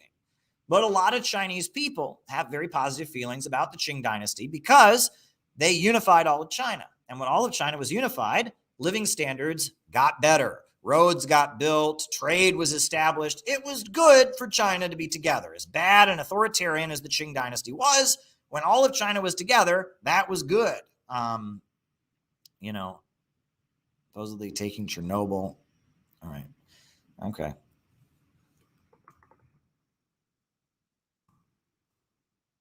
All right. So there's a lot of admiration for the Qing dynasty and their empire in China and in Russia. There's a lot of admiration for various Russian imperialists, or I shouldn't say imperialists, but Russian empire builders, right? Ivan the Terrible is widely respected because he unified all of Russia. Alexander Nevsky is widely respected, right? Catherine the Great. And that there's a feeling that when all the countries in that area are all together, life gets better. And that's true. That's part of why Stalin was able to carry out those economic miracles that he carried out. The reason Stalin was able to wipe out illiteracy and electrify the whole Soviet Union and build so many universities was all of those parts of the world, that part of the world, the Soviet Union, were all together. And so empire in China and in the former Soviet Union, it doesn't have the same connotation, right? So in a lot of places, you'll read Russian thinkers and Russian scholars. They'll speak in a positive way about an empire. And we read that as, oh, they want to be the Romans. They want to be the British Empire. They want to go take people over. Not the same. Not the same thing at all. Not the same thing at all, right? That what it means is that when we're all together in these landlocked regions, life gets better, okay? And that's just a historical fact. If you look at the history of China, if you look at the history of Russia and the surrounding countries, when they're all unified, life gets better. When they're divided and fighting with each other and religious and ethnic groups are killing each other and they're divided, that's when life gets worse. So if you look over thousands of years of history in Eurasia, right? Because the United States, right? We stole this country from the Native Americans like 300, 400 years ago, right? Well, Eurasia, they've been doing that for 5,000 years. China's been around for 5,000 years. So there's a lot of history. And when they're together, they're better. When they're divided, they're not. And so you'll find Chinese writers, Russian writers who will talk positively about empire. That doesn't mean imperialism. Now let's get to the definition of imperialism. This is a very good question, Kinky. Imperialism is a totally different thing. Imperialism is an economic system. Imperialism is the highest stage of capitalism. It is monopoly capitalism. It is when capitalism, which is production organized for profit, the banks, factories, and industries being privately owned and operated to make money. It's when capitalism enters the stage of monopoly, when a few big banks and a few corporations dominate the economy of entire countries. When big corporations dominate entire countries, the only way they can keep growing, right, because the law of capitalism is expand or die, right? They call it the general law of capitalist accumulation, that if a capitalist corporation doesn't expand, then it collapses, right? That the capitalist must, make more profits to then invest and make more profits and then invest and make more profits. That's how capitalist corporations work. That when capitalism reaches the stage of monopoly, right? And when capitalism in America reached the stage of monopoly, when capitalism in France reached the stage of monopoly, Britain, et cetera, right? And this was about the 1880s, 1890s, around that time.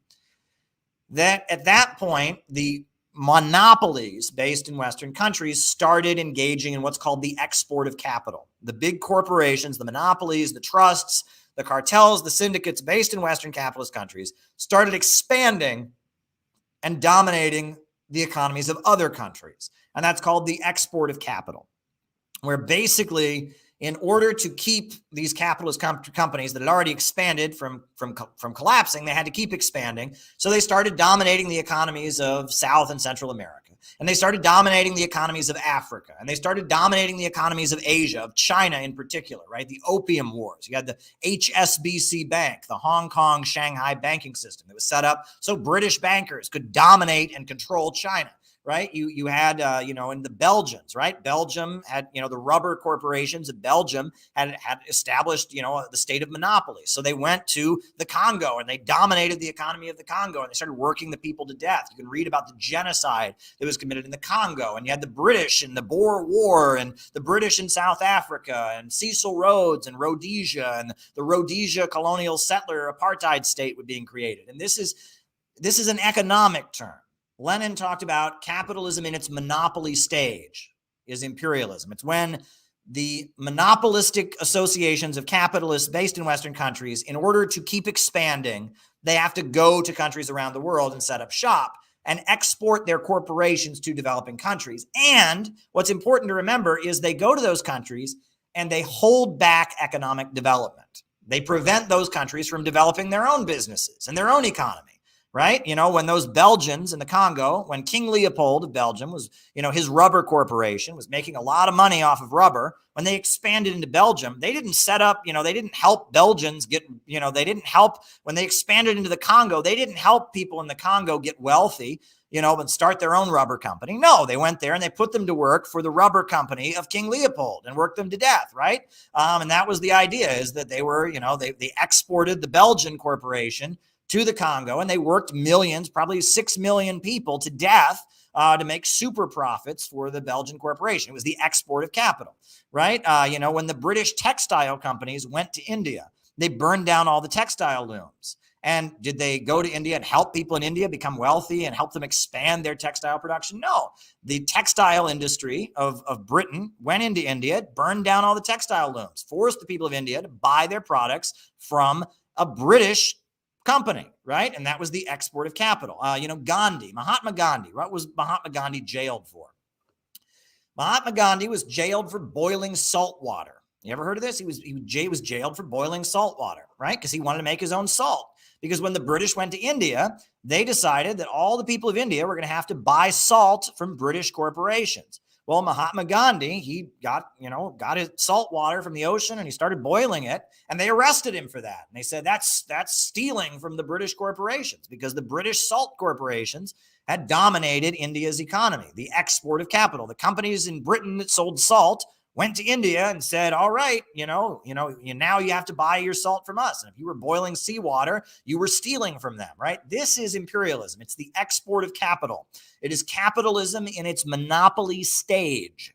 That is imperialism. So when we talk about empires, which are just kind of formations that have been around as part of human history, and in Eurasia, it has a different connotation. It's different than the Romans, etc. And when we talk about imperialism, which is an economic system, these are two different concepts. All right, next question.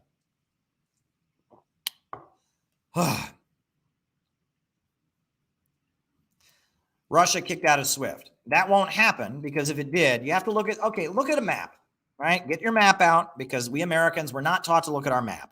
That's one of the best things my parents did. I'm not thrilled with everything my parents did when I was growing up. I'm critical of my parents in some ways. One good thing is we had a map in our house. There was a map on the wall in the kitchen. And often when we were talking at the dinner table, they would point to the map.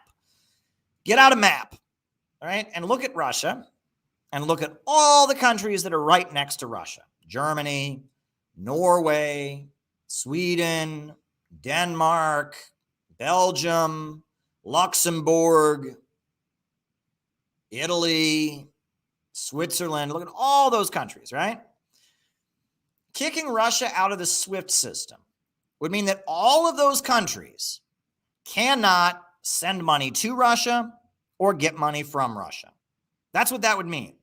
Finland, Kinky says. That's what that would mean. All of those countries that are right next to Russia, they can't buy any product from Russia, they can't bank transfer to Russia, and they can't get any product back from Russia. If Russia got kicked out of the SWIFT banking system, that would collapse the world economy. Immediately, all of those countries wouldn't be able to buy any products or sell any products to Russia, which is a very big country right on their border. That would collapse the world economy. It would result, I mean, if you think things are bad and inflation and all that's bad and all that, that would immediately result in mass unemployment. Like thousands and thousands and thousands of businesses would immediately go out of business. Stores all across Western Europe would not have products in them, right? Corporations, and I mean, it would be a disaster. It would, for the United States, it wouldn't be as bad. It would be really bad, really, really bad, really, really bad for Europe. For the United States, it would be shitty, but it would be really bad for Europe. The Germans would be completely screwed. The Swiss would be screwed. The Finns would be screwed. The Norwegians would be screwed. The Swedes would be screwed. I mean, it would be a disaster. And that's why Joe Biden can't do it. And that's why I'm blown away by Joe Biden's stupidity, that he would think he could do that. I mean, it's like he would think that, oh yeah, we can just kick Russia out of the SWIFT. And I mean, did he think maybe to check with the Europeans before making that threat? Biden looked like a complete doofus today. I don't know if you saw the press conference. He looked like a doofus. They're like, are you going to kick Russia out of the SWIFT system? And he's like, the European. He looked like a doofus. He said, we're going to kick Russia out of the SWIFT system. And then he didn't do it. And he looked like a complete doofus. Russia called his bluff. And Biden looked like a doofus. And anyone who knew anything about the world economy knows you can't kick Russia out of the SWIFT system. You can't do that. Now they've kicked Iran out of the SWIFT system. And that sucks for Iran. And that's really hurts Iran's economy. But, they're able to do it. They've kicked Cuba out of the SWIFT system. But kicking Iran out of the SWIFT system, kicking Russia out of the SWIFT system, not going to happen. Not going to happen. And that's why Biden, there you go. All right. Will the Azov battalion continue to exist? Well, that's a good question. If I was the Ukrainian leader, I would have dissolved the Azov battalion like years ago. You want to talk about bad PR, all right? I mean, you want to talk about bad PR. Having a Nazi division of your armed forces is like the worst optics you can ever have. So the fact that they haven't, it's been 8 years since the coup that brought the government in Ukraine to power. It's been 8 years. And the fact they haven't kicked them out yet, it means that I think that the Azov battalion, it has a certain kind of propaganda value to the Ukrainian state. The Ukrainian government, that emerged from the 2014 coup, that government depends on this narrative of the history of Ukraine, where the Soviet Union are the bad guys and Russia are the bad guys. It depends on that. So that Azov battalion is so important to their whole narrative that Russia is evil and Stalin is evil and Russia is responsible for all of Ukraine's problems. Cultivating ultra-nationalist elements like the Azov battalion is so important to the Ukrainian state. It's so dependent on those people that it can't dissolve them. And one of the reasons we're in this crisis, part of the reason we're in this crisis is Zelensky is a bit of a moderate, right? Many people are pointing out Zelensky is Jewish, right? He's not a Nazi, he's Jewish. And Zelensky very much came into office trying to calm this shit down. And he promised he was going to bring things back together. Petrodollar. All right. Okay. Right. He was going to bring things back together. And that was what he promised to do. Right. And these groups immediately started protesting against him. Immediately, they started protesting against him, calling for a new Maidan, threatening him. And a lot of the military are led by those guys. So Zelensky was constantly being pushed on by these people. Every time he would try to move, like he was going to start, making peace with the people in the eastern regions, immediately these people would push on him.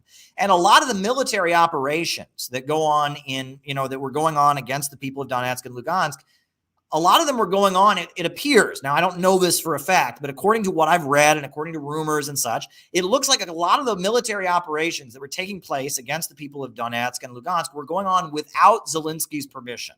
The generals were just doing them. So, the USA cultivated these extremist elements. The Ukrainian people elected Zelensky in the hope he would calm things down. And it looks like there's been a gap. And this crisis is only going to exacerbate the gap. But if they haven't dissolved the Azov battalion by now, That means that the Ukrainian government, the post-coup government in Ukraine, is so dependent on cultivating these extremists. They can't do anything. They kind of have no choice. All right.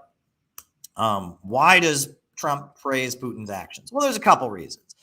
Number one, there's a divide in the American ruling class right now. The big oil monopolies and the big bankers are with Joe Biden, right? But look at who is supporting Trump. My pillow. That guy supports Trump. All right. What other guy supports Trump? You got Betsy DeVos, the Tupperware Amway multi-level marketing scheme heiress, the inheritor of the Amway multi-level marketing scam enterprise, also does a lot of private military contracting. Betsy DeVos. So you got Betsy DeVos. Oh, you got the hardware guy. What's his name? Bernie Marcus. You got Bernie Marcus. You got the Koch brothers, right? That hate big oil companies. They're like a little oil company that's competing. They were funders of the Libertarian Party. And Trump seems to be in, and they got the fracking companies that like Trump. Trump seems to be in a faction of the ruling class that is more against China because China doesn't have oil. China doesn't have oil, right? China is not a competitor, with the big oil companies. China is an oil importing country, right? China imports oil.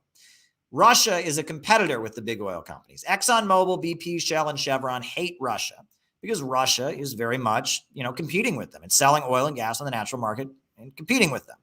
However, my pillow guy, if you buy a pillow in the United States and it's not made by my pillow, it's not made by that dude. What's his name again?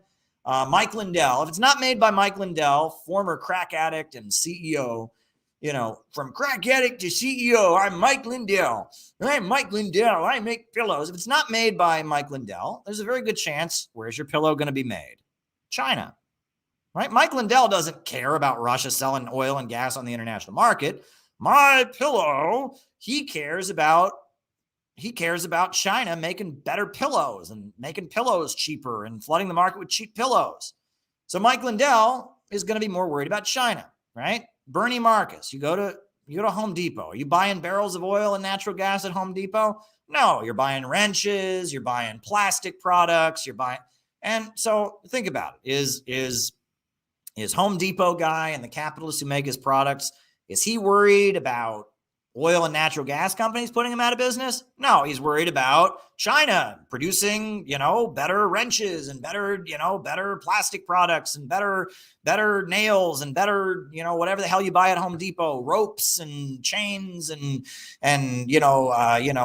mouse traps and, cockroach extermination spray and whatever the hell you buy at Home Depot. He's worried about that. There's a division in the ruling class. It's a lot like what happened during the Roosevelt years, right? The Rockefellers were with Roosevelt, but the National Association of Manufacturers, right? Henry Morgan, Henry Ford, they were against Roosevelt. They were sympathetic to fascism. So, this is the divide. And it seems like, that Trump is with these lower level capitalists who don't find Russia to be a very big threat.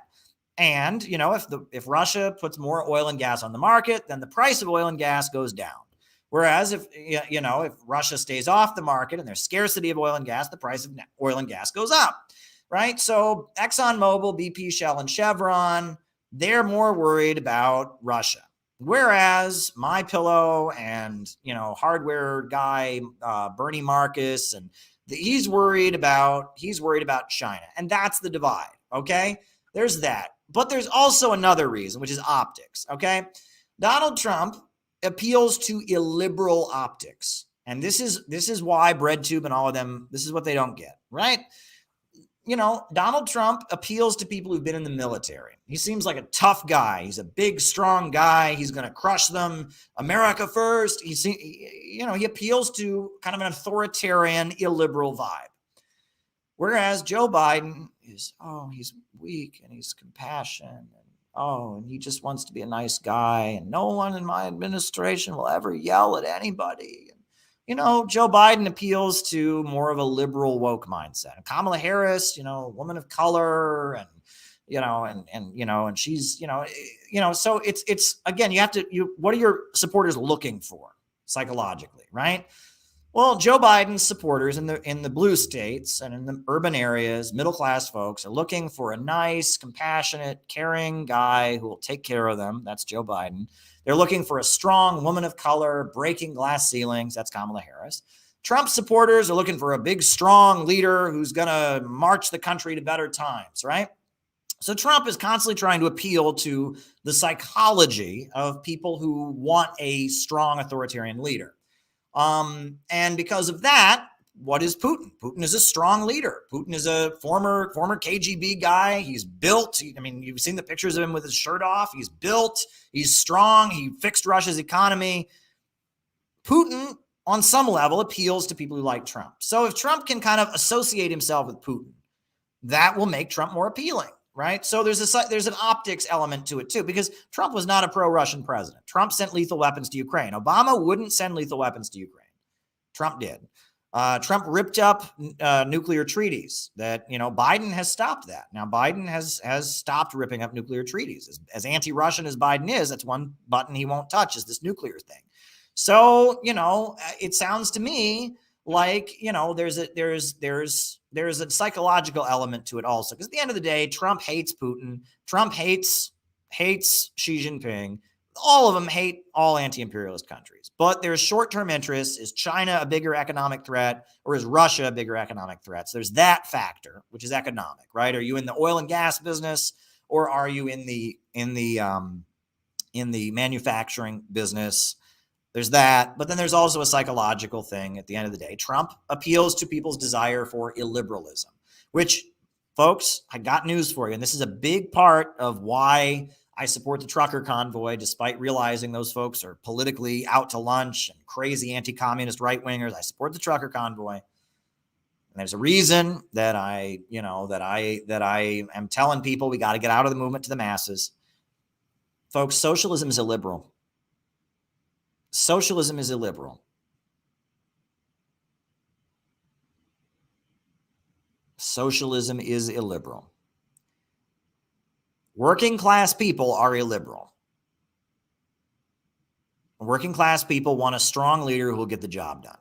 This being triggered by, it's a scary authoritarian leader, and I want a woman of color to see that women in color are empowered, and I want to see, Joe Biden be so nice and says no one on his staff can yell at anybody. That's a middle class thing, right? Listen to Minister Louis Farrakhan. Right? Very popular African-American leader. Whenever he speaks, whenever Minister Louis Farrakhan speaks in a major city around the United States, there's 2,000, 3,000, 4,000, 5,000 people who pile in to see Minister Louis Farrakhan.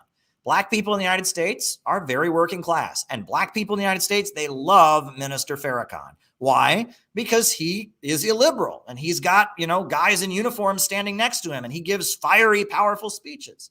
Working class people are illiberal. Working class people like Trump. Working class people of color like Minister Louis Farrakhan. They liked Malcolm X. Go down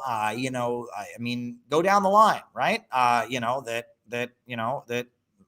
Dr. Martin Luther King Jr. was very much the leader of the Black middle class, and he was loved by white liberals. But Malcolm X and Elijah Muhammad were the leaders of the Black working class, and the urban Black working class felt aligned with Black nationalism. You can talk about Marcus Garvey.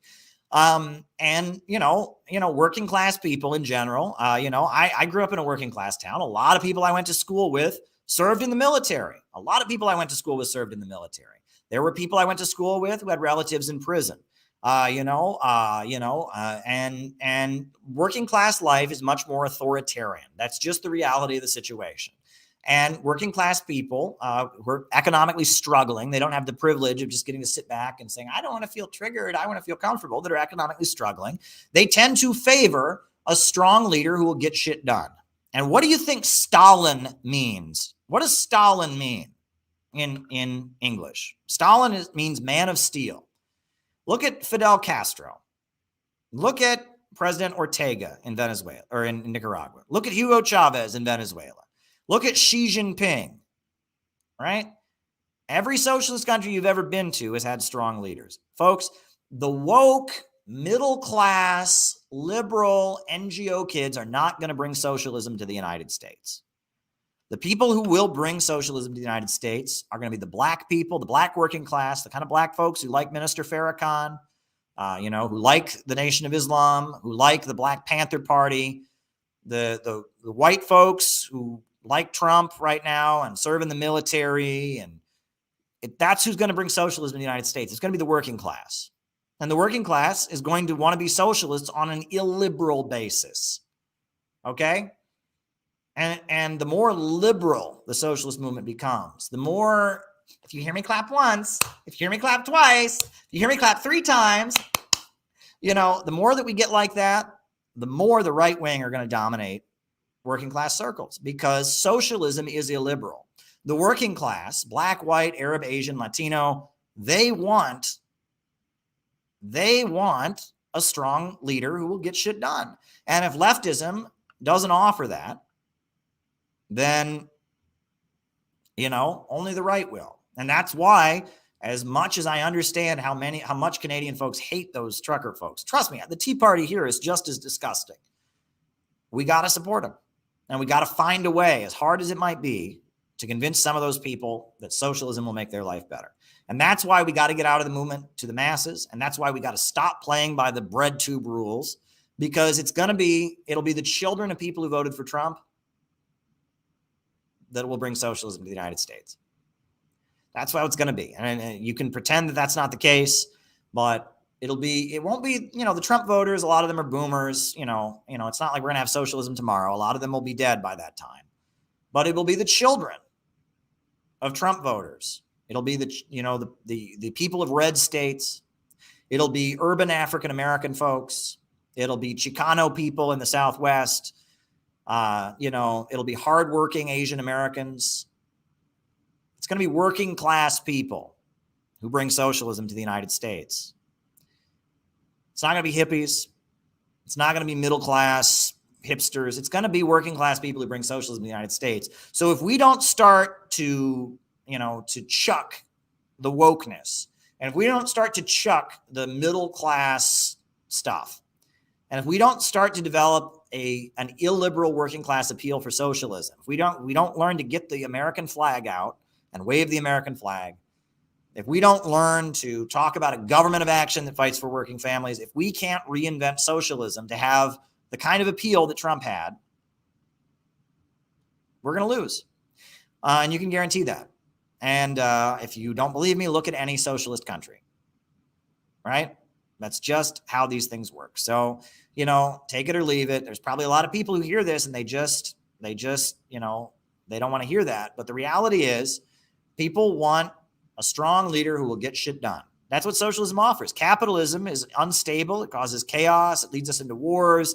The roads are unpaved. People don't have jobs. But socialism is, I'm a leader who's going to come in and you're going to get jobs and healthcare and education. I'm going to mobilize the country to get better. I'm going to fight for you against these big corporations. I'm going to be a strong, powerful leader who will fight for you against the big monopolies. That is what socialism can offer. And that is illiberal. So that was kind of a tangent, but it was necessary. Anyway, that addressed the other one about why Trump seemed pro-Putin but anti-China. All right. Similarities between Russia's actions and Vietnam's actions against Pol Pot. I can see that. Yeah, right. Pol Pot, was slaughtering the allies of Vietnam in Cambodia, right? He was slaughtering the Marxist-Leninist wing of his own party. And then he engaged in provocations against Vietnam. So then Vietnam intervened and went into Cambodia. Yeah, that's a very, very similar. Yeah, I can see whoever asked that question made a very astute historical comparison. There you go. Very good. Very, very, very good. Why did Saddam Hussein invade Kuwait in 1991? Well, one of the main reasons was the USA gave him permission. Believe it or not, Iraq thought that the USA was okay with him doing that, right? You have to remember that, at the beginning of the Iraq-Iran war, the United States was supporting Iraq against Iran. And then the United States kind of pivoted towards supporting Iran against Iraq. And then the Iraq-Iran war came to an end, and Iraq was trying to establish a better relationship with the United States. And at that point, you can look it up. Iraq was given permission by the United States to invade Kuwait. They thought they were allowed to do it. That's one of the main reasons they did it. Now, there were some provocations. They were like sea routes, if I'm not mistaken, that were like cut off. There's some disputed territory, regardless. And the Kuwaiti monarchy, that's the other thing, is the Kuwaiti monarchy that the USA was defending was totally not democratic in any conceivable way. But regardless, yeah, Iraq thought they had permission. That's why they invaded Kuwait.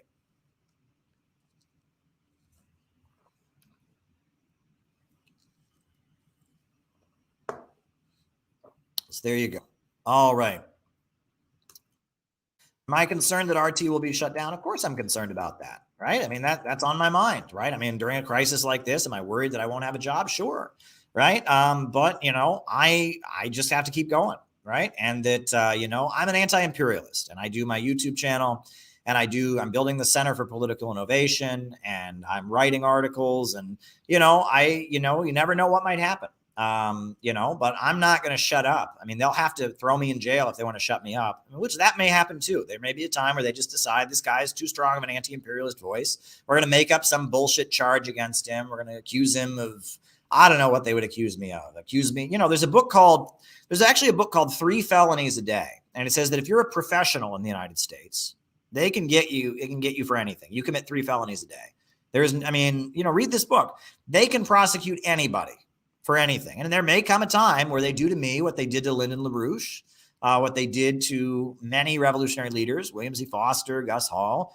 They may, just decide to come after me and put me in jail. That's the only way they're going to shut me up. I'll tell you much. And even in jail, I'll give interviews, I'll write articles, I'll do what I can, right? But, they're going to want to shut me up at some point, right? They will come for me.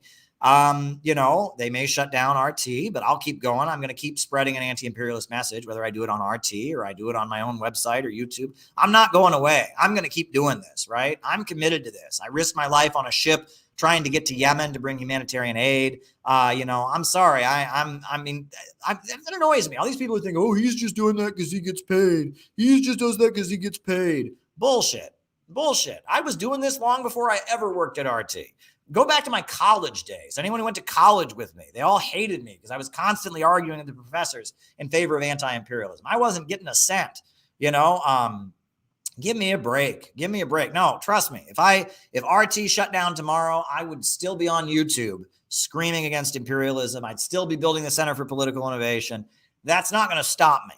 I love my job at RT. It's really, really great to do what I do. And I love RT. I'm so proud of the work that we do. I think RT is one of the most amazing TV channels in the world. And we do such amazing stuff. And there are many days at my job where I'm just like, yes, I love my job. But that said, if RT were shut down, it would be a blow. It would suck. It would obviously be a big financial blow to me. It would probably, cause a lot of things in my life to change. But would I stop being an anti-imperialist? No, give me a break. I'm sorry. I was an anti-imperialist long before this. When I was in high school, I was against the Iraq War and got in a lot of trouble for it.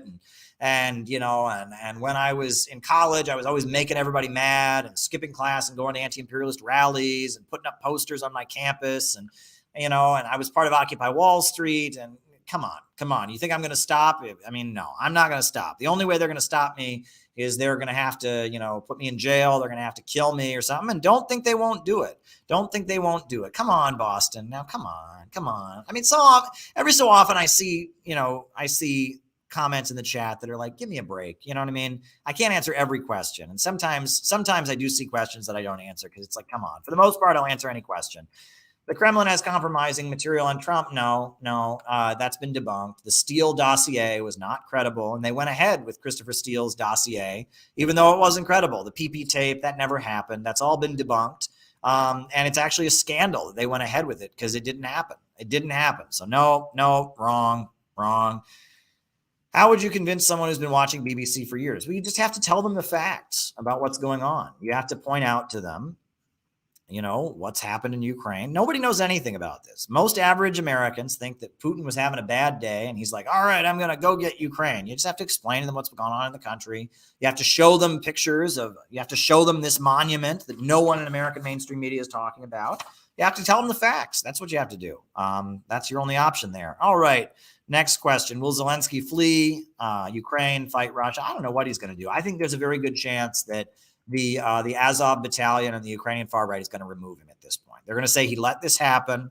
They'll either vote him out and vote in an extremist right-wing candidate, or the military will remove him. I think Zelensky was not going to be in power in Ukraine very much longer, because Zelensky's whole approach is that he was going to fix this. And if you look at the situation in Ukraine, it ain't fixed. I'll tell you that much. So I think Zelensky is not going to be in power in Ukraine for very long. I don't think he's going to flee Ukraine necessarily, but I don't think he's going to be running the country for much longer. I'll tell you that much.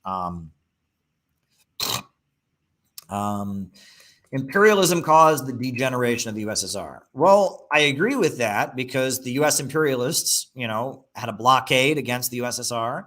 They forced the USSR into an arms race where they had to spend all kinds of money and waste their resources developing nukes and weapons to protect themselves from US attack. They ultimately had an imperialist manipulation campaign, the synthetic left, and the ideological deterioration of the Soviet Communist Party.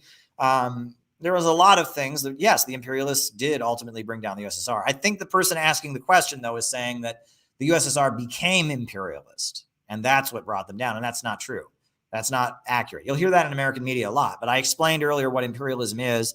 The USSR was the opposite of imperialist. All the countries they were trading with, they were industrializing them, developing, helping their domestic industries to flourish. The USSR was not an empire. It was not an empire in the economic sense. It was not imperialist. You can argue it might have been like the Qing dynasty. It might have been like Ivan the Terrible, but it wasn't like the Roman Empire. It wasn't like British imperialism. It was not imperialist in the economic sense. All right. It was the opposite. How big is Ukraine? Well, I think that's a funny question, because that's probably meant as a gotcha question. There are many different answers to that. There are many different answers to that question, because Ukraine's borders have been drawn and redrawn many times. Ukraine didn't have Crimea in it until Khrushchev came along. And Stalin added a bunch of territory to Ukraine. And Lenin added a bunch of territory to Ukraine. And before Lenin, there wasn't even a separate Ukraine. It was part of the Russian Empire. So, yeah, how big is Ukraine? I don't know. I really don't know, right? And I mean, I ask Ukrainian, how big do they think Ukraine is?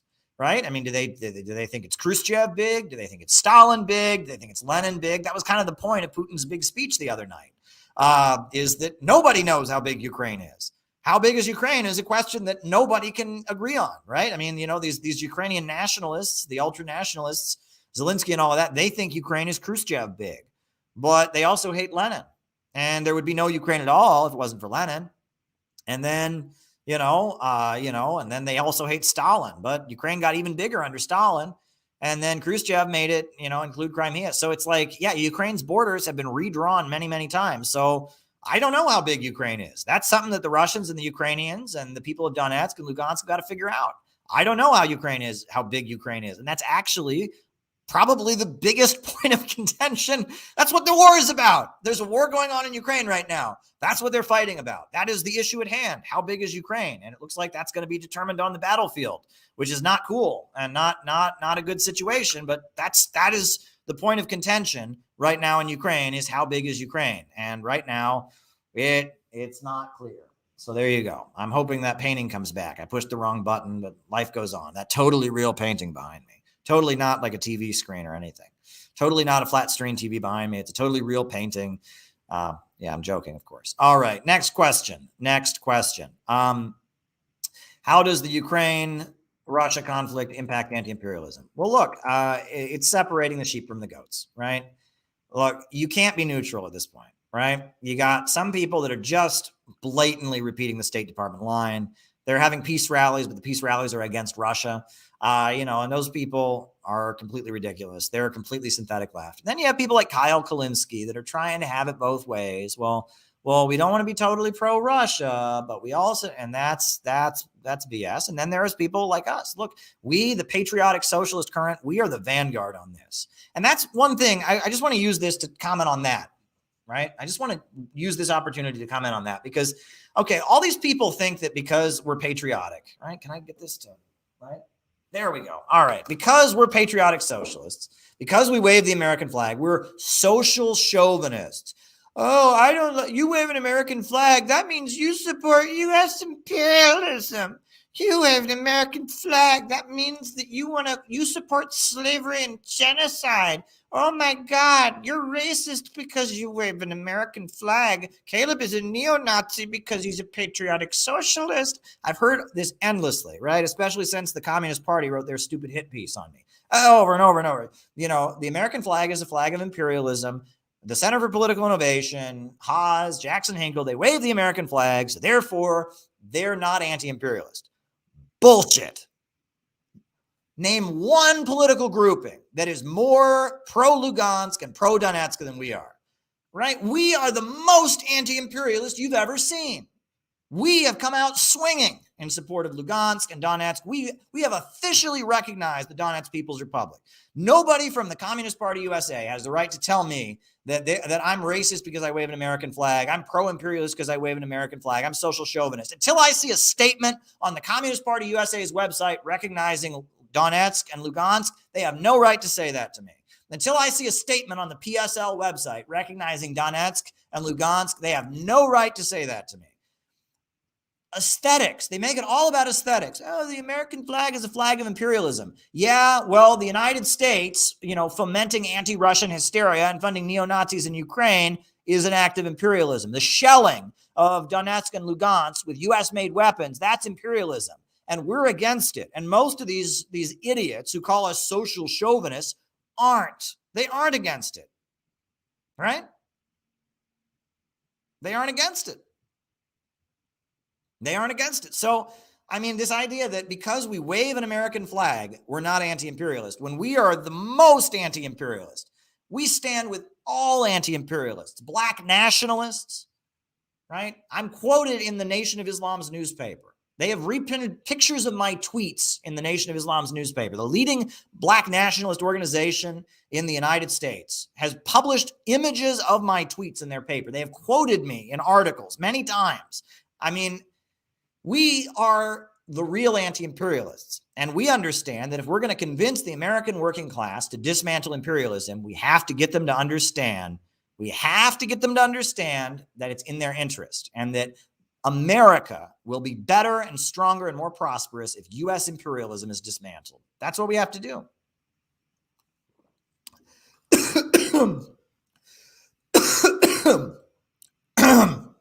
Excuse me. Excuse me there. But that's what we have to do. That's what we have to do. All right. Were Enver Hoxha and Nicolae Ceausescu, were they socialists? Yes, they led socialist economies. Albania was a socialist country until 1993. Now it's a capitalist country. Romania was a socialist country until 89, 90, and then now it's a capitalist country. Both of them were socialist from World War II until the fall of the government, right? Albania was notorious for its independence. Albania broke relations with the USSR and aligned with China during the Sino-Soviet split. And then in 1978, they cut ties with China and they maintained they were the only truly socialist country in the world. And Enver Hoxhaism is a little bit strange. It's a weird variant of communism, I'll tell you that much. But it was a socialist country. But they fell into the trap. Albania fell into the trap of trying to build an egalitarian society in poverty. Albania is still a very poor country. And in Albania, in socialist Albania in the 80s, even though they'd lost, in the 80s, the Soviet Union was getting closer to the United States in the 60s. Albania cut ties with the Soviet Union and they aligned with China when China was cut off from the rest of the world. And then they had a falling out with China in 78. So in about 1980 till like the overthrow of socialism in 1993, Albania was completely isolated from the world. I mean, it was awful. I mean, Fidel Castro was critical of the Soviet Union. He was critical of China, but he found a way to not just cut them off, right? And that Albania was completely isolated from the world. It was already a very poor country. And, economically, the final years of Albania were very miserable. But the leaders of Albania basically fell into this trap of, we can still have pure communism in poverty. Same thing the Gang of Four did in China. We can still have pure communism in poverty. And so in Albania, they only had 3 wages. They had wage number 1, wage number 2, and wage number 3. right? That was how egalitarian they are. Well, that's great, but you're still dirt poor. And you cannot build an egalitarian society in poverty. You can't do it.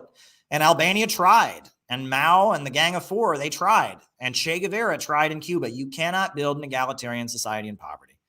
As long as you have poverty and scarcity, you're going to have social hierarchies and you're going to have inequality. The basis for dismantling social hierarchies, dismantling inequality, is mass abundance. And socialism can create mass abundance. And that's the point that Frederick Engels makes in Socialism, Utopian, and Scientific. And that's the point that Karl Marx makes in the Critique of the Goethe Program, that this is material, right? It's material, and that yes, that the cure for inequality, the cure for social hierarchies, the cure for the state is abundance. And Albania tried to build an ultra-egalitarian society in poverty, and it was a disaster. And it's always a disaster when you do that. You cannot build an ultra-egalitarian society in poverty. You can't do it, right? You're going to have bureaucracy in a socialist country. You're going to have inequality in a socialist country. The thing is that socialism overcomes the artificial restraints, as Frederick Engels put it, the artificial restraints on production and the artificial restraints on human creativity imposed by the market. There you go. All right. Why do they keep bringing up Chernobyl? Because they made that stupid documentary. You go to my friend Don Quarter, who has Revolution Report. Great guy. He's actually on the border with Ukraine right now reporting. He's doing great work. My friend Don Quarter ripped to shreds that awful BBC movie. It wasn't a documentary. It was like a fictional movie about Chernobyl.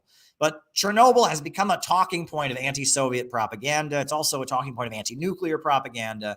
So it has propaganda value for them. Chernobyl, because of the disaster, et cetera, it has propaganda value, and that's why they're bringing it up. Oh, you can bet. That's a good question that you raised, and yes, that's why they're doing it.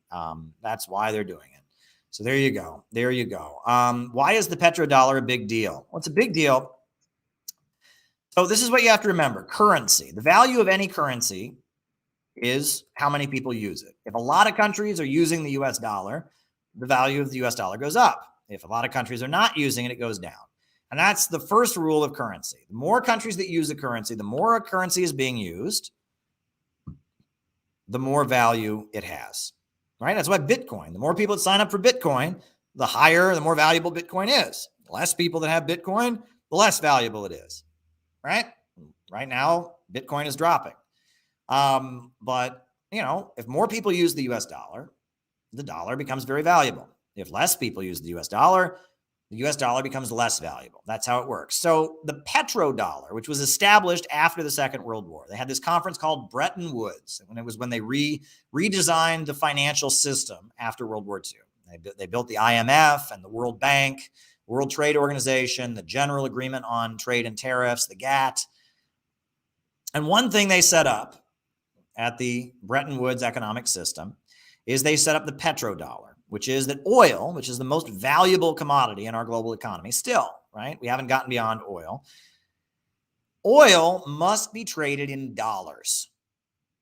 And because of that, because the most valuable commodity in the global economy, oil, must be traded in dollars, that has made the dollar very, very valuable, because the most valuable commodity in the world must be traded in it. So there's always going to be a lot of people that have dollars because of the petrodollar. Now the petrodollar has been broken. Iran has sold oil to India in rupees, in the Indian currency. And, China and Iran have done some business, and the petrodollar isn't what it once was. It used to be after the fall of the Soviet Union. So when the petrodollar was created, you either traded with the Soviet Union and got oil from the Soviet Union, or you got oil in the petrodollar. All oil that wasn't in the communist bloc was in the petrodollar. Then the Soviet Union fell, and then the petrodollar was universal. Then every country in the world had to buy oil in dollars. And that's why North Korea had mass starvation, because they couldn't get any gasoline for their tractors, and people starved to death. And that's why in Cuba, the electricity was going out. And that's why in Cuba, like buses, you couldn't drive anywhere. I mean, it was like they were ride sharing and stuff, because you had to buy oil in dollars. And if you didn't get any dollars, then you couldn't drive anywhere. And that's that. So, that was the situation. Well, the petrodollar has started to be broken again. There's no new commie-con, right? The communist world, the anti-imperialist countries are not completely separated. China has all kinds of businesses there, etc. But that said, there is an emerging opposition to the petrodollar. All right. Believe me, we don't want authoritarianism in the U.S. We need a government of action 100%, but we need to protect civil liberties. Absolutely. I'm for freedom of speech, freedom of assembly. I'm for, freedom of religion. I'm for the rights of oppressed and marginal communities, LGBT rights, trans rights. Come on, man. I don't want to violate anyone's human rights. I want civil liberties, but I also want a strong government that'll get shit done. All right. And last one. The leader of the alt-right movement, Richard Spencer, has been critiquing your pro-Russia takes on Twitter. Yeah, I noticed. Richard Spencer is a doofus. Okay. First of all, Richard Spencer, this is what I got to say about Richard Spencer, right? First of all, he's a disgusting racist, right? He advocates white supremacy. He's a white supremacist, right? That's what he is. He is, I'm not exaggerating. That's an epithet. Everyone's a Nazi now. Everyone's a white supremacist. No, this guy actually is a Nazi. This guy actually is a white supremacist. He organized the Charlottesville rallies. He's that. So he's disgusting, number one. He's like our generation's David Duke. I think he's like maybe 5-10 years older than I am. And he's like our generation's David Duke. He's a white supremacist. I have no intention of debating him because I've watched his debates and I know how they go. I will debate other white supremacists, but I don't want to debate him because I know what he cares about and what I care about are very different. And I would want to argue with like an anti-communist, but Spencer will pretend to agree with me and be like, if you're a real communist, you should support white separatism. That's how he operates. And I don't want to engage that conversation. But the thing about Spencer that just tells you everything about Spencer, right? In addition to him being awful, right? The way he talks, right? He has a normal voice, right, on his podcast, but when he's giving a speech, he talks like this. Yes, I am fighting for the white race. Yes, I think the Holocaust didn't happen. Yes, I'm Richard Spencer. I'm trying to scare you. I was a goth in high school. Like, the guy wants to be a fucking Hollywood villain. It's a joke. You cannot take him seriously. Look at any speech by Richard Spencer. He's like, yes, I talk like this. Yes, I'm fighting for white people. No, it's not the Hitler salute. I'm just, putting my hand out straight. What? How could I know the Holocaust? He is unbelievable. Right? It's like, it is the most pathetic, edgelord. I'm trying to be everyone's scary nightmare white supremacist. It's like ridiculous, right? He's from an ultra rich, wealthy family. He's some rich kid who, this is his hobby. This is his thing he wants to do, is he wants to be like a famous neo-Nazi. And he does it, right? And he had a wife who was, from what, Eastern Europe or Central Asia or something like that. And they divorced, and he's mad about that. And after Charlottesville, they sued his pants off, and he has no money anymore. And he's basically destitute, and he's stripped down to nothing. And he's trying to rebuild his Twitter. And he knows that a lot of people in the alt-right community, unfortunately, because, and this has always been a factor. This has always been a factor, right? Is that unfortunately among like straight up Nazis, not racist, not white, like straight up Hitler people, there's always been this weird current of people that like it's a minority. It's not the majority by any means, but there's always been a minority of people like, William Luther Pierce and Francis Parker Yockey. There's always been this weird layer of Nazis who, because they are so against the world and because they are so in love with Hitler, that they start to take anti-imperialist positions. It's very rare, but it happens. You get Nazis who praise China. You get Nazis who praise North Korea, and there's a weird layer of Nazis who like anti-imperialist countries. Most of them don't. You listen to George Lincoln Rockwell, who was the founder of American Nazism. All of his speeches are kill the commies, kill the Reds, race mixing is communism, communism is Jewish, blah, blah, blah. There's this weird layer of like people that are so, deranged. Francis Parker Yockey, William Luther Pierce, that they are Nazis who they like anti-imperialist states because whatever, right? And Richard Spencer, at this point, I mean, he's financially destitute. They sued his pants off. He has no money left. They took his Facebook and his Twitter down. Now they gave it back to him, so he's trying to rebuild it. And he knows that among white supremacists, there is this current of like people who, support, Cuba and Venezuela, North Korea and China and Russia. So he's trying to get points with the establishment by being like, well, I'm a neo-Nazi and I'm a white supremacist, but I hate socialist countries, right? I'm a pro-imperialist, I'm a pro-imperialist neo-Nazi, right? And that's what he's doing. He's trying to rebuild his image, right? He's trying to, and he had a divorce with his wife who was like a Russian citizen or something. He's mad at her. He's mad at Russia for like personal reasons, right? She accused him of domestic violence. Apparently he beat her up a couple times and he beat her up and told her that women need to be beaten or something. And he beat up his wife and she divorced him and she's talked smack against him in the media. And so there's some personal stuff going on there. I'm not a psychologist, but whatever. But on top of that, he's trying to get back in mainstream media. And so in order to try and get back in mainstream media, he's trying to like gain some points with the establishment by being a pro-imperialist neo-Nazi. That's what he's doing. So he's come at me a few times. I'm not going to engage him. I'm not. I mean, I will snark and show people that we're not on the same page. I will, snark at him on Twitter, but I'm not gonna debate him. Right. I mean, I might debate another white supremacist at some point. I'm not going to debate him. No, not Richard Spencer. I mean, I'm not going to debate him. He's not worth my time. He's really not worth my time. And he's a has-been.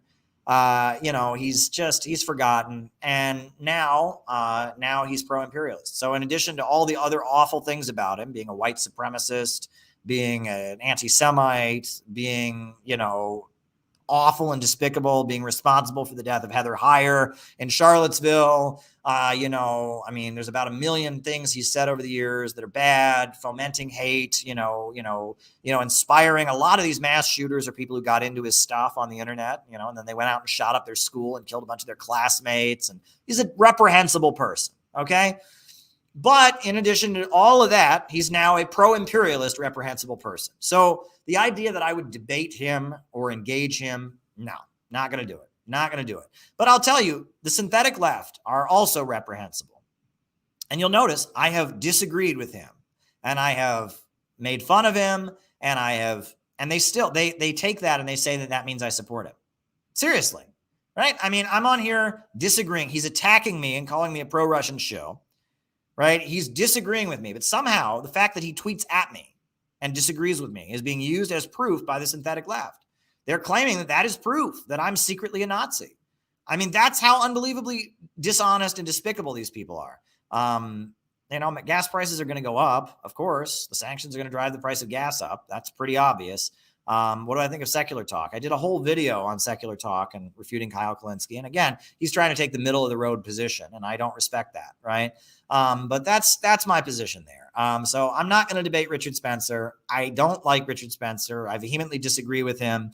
And I've made that abundantly clear, but the synthetic left is going to keep on lying, number one, and he's going to keep on being pathetic and trying to rebuild his career now that, back in 2016 when Trump got elected, he was everywhere. Right? They were all, he was on TV every day and he was supposed to be the reason Trump was going to put us all in gas chambers and all of this. And then now Trump lost and the Trump people don't like him because he's bad PR. And the synthetic left doesn't need him as a boogeyman anymore. That's basically what he was. He was a scarecrow for the synthetic left. They dragged him out on NBC and CNN and all these places. They dragged him around to scare everybody about Trump, now they don't need him anymore. And so he's kind of irrelevant and he's irrelevant. So he can keep doing his thing. I got to tell you, one of his latest streams, I kid you not, and I listened to it for a few minutes, right? When he was tweeting at me, I thought, oh, what's he talking about? Okay, he was talking about how the Karate Kid movies, remember the Karate Kid movies from the 80s, these like kids kung fu action movies from the 80s? He was arguing that the Karate Kid movies were secret Jewish mating rituals from Bible times. That's what this man was streaming about. Now, we talk about weird stuff on here. You know, we talk about movies. I did my thing on Rocky Horror Picture Show. I'm okay with that.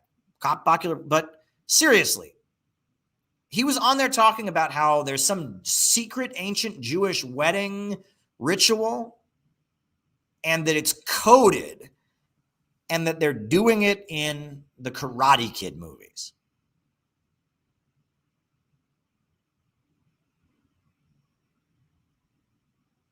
Seriously, like that's actually what he said on his stream. If you want to talk about somebody who is an idiot, that is like one of the stupidest things I have ever heard in my life.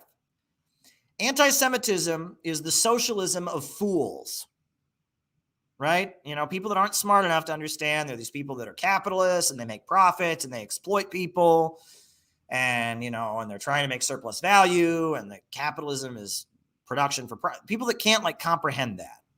People who are just like, my race doesn't have as much money as this other race. I won't fight that other race because my race has more money. Yeah. And we're going to kill that other race and we're going to take all their money and then my race will have all the money. Yeah.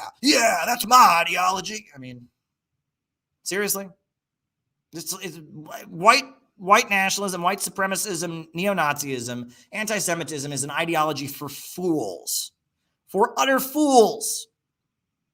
Okay? And the fact that he thinks the Karate Kid movies have secret Jewish wedding ceremonies in them. That is the dumbest thing I have ever heard. Why would I waste my time? We're just on here talking about the world economy. We're talking about Marxism. And you want me to talk to this guy? I mean, what if he's on there and he says, well, Caleb, what do you think about the secret Jewish mating ceremony that takes place in the Karate Kid movies? I mean, he'll own me because I won't be able to say anything about it. I haven't watched the Karate Kid movies. I don't study ancient Jewish wedding ceremonies. I mean, this is why he's not worth engaging. This man is an idiot. He is an idiot. He is an idiot. What is he? He is an idiot. And I am not an anti-Semite. Okay, I'll just be real with you all. I've said this before. I made a mistake. All right. I wrote a book about, when I was in Iran, the Iranians asked me to write a book, and I did, about Zionism and support for Israel and its connection with the financial crisis. And I wrote it. And, I made some mistakes in how I wrote that book. I'll just be real with you. I regret some of the language that was used in that book. A number of my Jewish friends came to me and they said, Caleb, it's one thing to be anti-Israel, but some of the language in this book, some of the way you talked about Ayn Rand, the cover, stuff like that, this ain't okay. And I listened to them because I wouldn't be where I am if it weren't for a lot of really awesome Jewish communists, who taught me Marxism, who engaged with me, who patiently helped me develop politically. I am a student of Francis Dostal, who was Jewish. I am a student of Sam Marcy, who was Jewish. As much as we had a falling out, I learned a lot from Fred Goldstein. I'll admit that, right? A lot of Jewish communists taught me Marxism. And after I published that book, I made some mistakes, and a number of Jewish communists came to me and they said to me, Caleb, this isn't cool, right? Our people have been persecuted over the years and Israel's not cool either. We're not supporting Israel. Everything you said in this book about Israel is right on. Everything you said about, the same corporations that are tied to Israel being tied to the financial crisis is right on. But some of the terms you use, I'm not going to get into specifics. Some of the stuff you did in that book wasn't cool, and I respected that. And I feel bad that I put that book out. I kind of wasn't thinking. And there were some personal circumstances in my life that I won't get into that caused me to make a very bad decision. And I apologize. And if you're Jewish and you're watching this, I apologize. I made a mistake. I'm sorry. I shouldn't have done that. And, I took the book off the market. And here's the frustrating thing. It's like, I admit I made a mistake. I should never have published that book the way I did. Okay? Never should have done that. But it's like these people, if they want to get me, right? This is what they can get me for. I legit made a mistake. This is the one thing these people say that is true, is that I wrote a book I shouldn't have written. They got me. I did that and I'm wrong and I apologize. That said, they then take what's true is that I did something very insensitive. I put out a book on Israel and the financial crisis that was very insensitive. They take that and then they make up all kinds of shit that isn't true. right?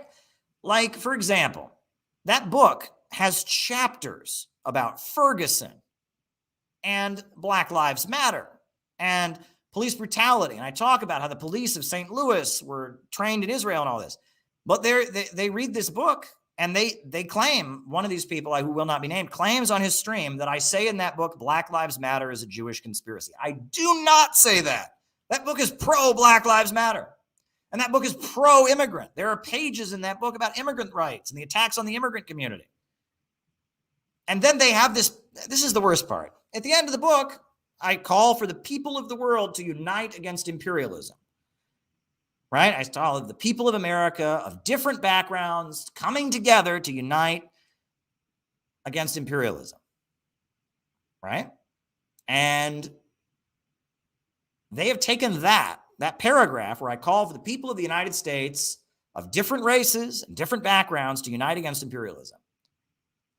And they claim that somehow that is the 14 words of George Lincoln Rockwell, the neo-Nazi phrase. Seriously. Okay, the 14 words, which I will not repeat on here, the point of those words is white separatism. The entire point of the paragraph there is I'm calling for people of different races, different backgrounds to come together, people of the world to come together against imperialism. It is the opposite of the 14 words. It has nothing in common with the 14 words. Nothing. Nothing whatsoever.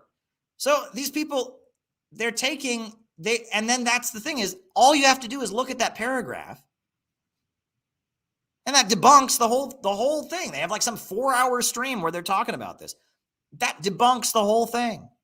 That debunks the whole thing. And the thing is, they might have something on me. They might have a legitimate point. I made some mistakes. But instead of just getting me on what they've actually got me for, they have to lie. And because they lied, that debunks it. Look at the paragraph that they selected, and it's very clearly a statement of anti-imperialist unity. And look at George Lincoln Rockwell's 14 words, and it's like, it just discredits everything they ever did. It just discredits the whole thing.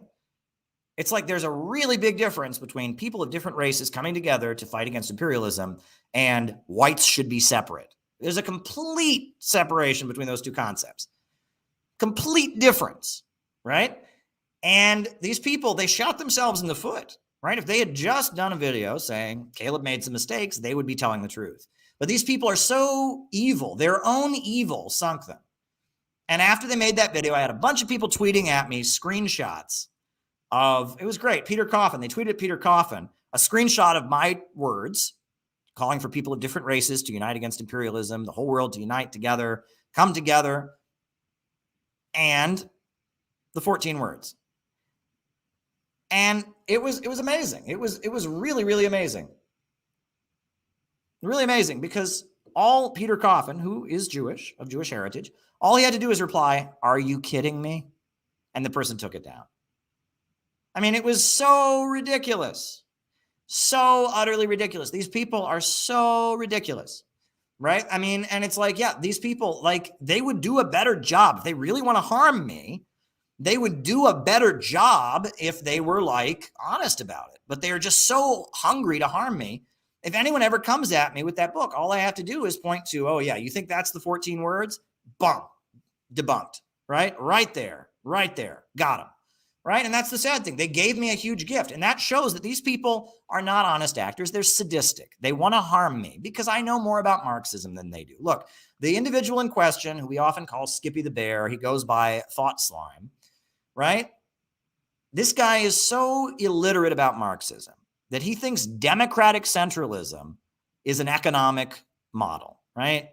In his video, he's like, Marx never wanted a centrally planned economy. Lenin invented that, and he called it democratic centralism. All right, this guy doesn't know Lenin from a pipe organ. That's not what democratic centralism is. I mean, all he had to do is Google democratic centralism. He realized that was the way they organized the Bolshevik Party to take power. It has nothing to do with that. It is not an economic model at all. He's an idiot, right? He's a complete idiot. And anyone who knows anything about Marxism or Marxist theory or democratic centralism knows this guy's a doofus. He doesn't know anything. And so he sees me on here, right? And I'm actually a Marxist, and I'm actually an anti-imperialist, and I actually believe in this stuff. And he's scared because who is he? You know, I mean, his mother's like some kind of criminal. His mother's like a white collar criminal, an ex-con. And he's basically the Joker, right? He's a failed comedian. He was trying to be a successful comedian and he couldn't do it. So he just started a YouTube channel, right? And he's got this whole, he's really, the guy has suffered. He's had a hard life. You know, he's had a lot of mental health problems. And I don't blame people for that. People are allowed to suffer. And so he hates the world and he's made this YouTube channel all about his depressed, lonely feelings. And he's just a miserable person. And I feel sorry for him on that level, but he doesn't understand Marxism, right? But he's got a lot of money coming in on Patreon. And I mean, who knows where that money is coming from, but it just so happens that I almost am sure, I mean, we don't have the smoking gun, but I'm pretty sure some of his patrons are saying to him, you really ought to go after that Caleb. I mean, people that work for RT, people that are anti-imperialist, they're the worst, you know, and he's just, you know, basically, he's being incentivized by Patreons, by the people who rig the algorithms in Silicon Valley to go after me, right? And the thing is, he could do a better job if he was honest about it. But he's just such a sadistic, hateful person. And his mental illness that he, you know, talks about all the time and his own trauma and his own pain and whatever has driven him to just go into this frenzy against me. And he just won't stop. I mean, it's like I'll think it'll be over. And the next month I'll see, oh, he's going after me again. You know, and it's like this guy, I mean, it's like, and look how many YouTube followers do I have compared to this guy? Like, I mean, am I going to take his crown away from him? I mean, are more people going to listen to me? No, but he knows at the end of the day that he doesn't deserve his position. It's basically, they call it, what's the name for it? It's called imposter syndrome. What is that called? Is it like imposter syndrome or is that what that's called? Imposter syndrome or there's a name for it. It's not imposter syndrome. It's like imposter complex, something like that, right? He knows he shouldn't be on the internet talking to people about Marxism. He shouldn't be. He doesn't know what he's talking about, right? He doesn't know what he's talking about. And he knows he shouldn't be on the internet talking about something he doesn't know shit about. He shouldn't be on there. And he knows that I should be the one people are listening to about Marxism. But that, you know, he's aware that he is not worthy of the position he has. The only reason he's on the internet talking to people about Marxism is because he's pro-imperialist. Right? Because he hates Venezuela, he hates Cuba, he hates China, he hates the former Soviet Union. He doesn't know shit, and he's easily manipulated by the imperialists. That's why he's there, and he's a doofus, and he doesn't understand it. And he thinks democratic centralism is an economic form, right? You know, that's what he thinks. And so because of that, you know, he's very defensive, and he thinks that me with my like 20,000 YouTube followers am going to dethrone him.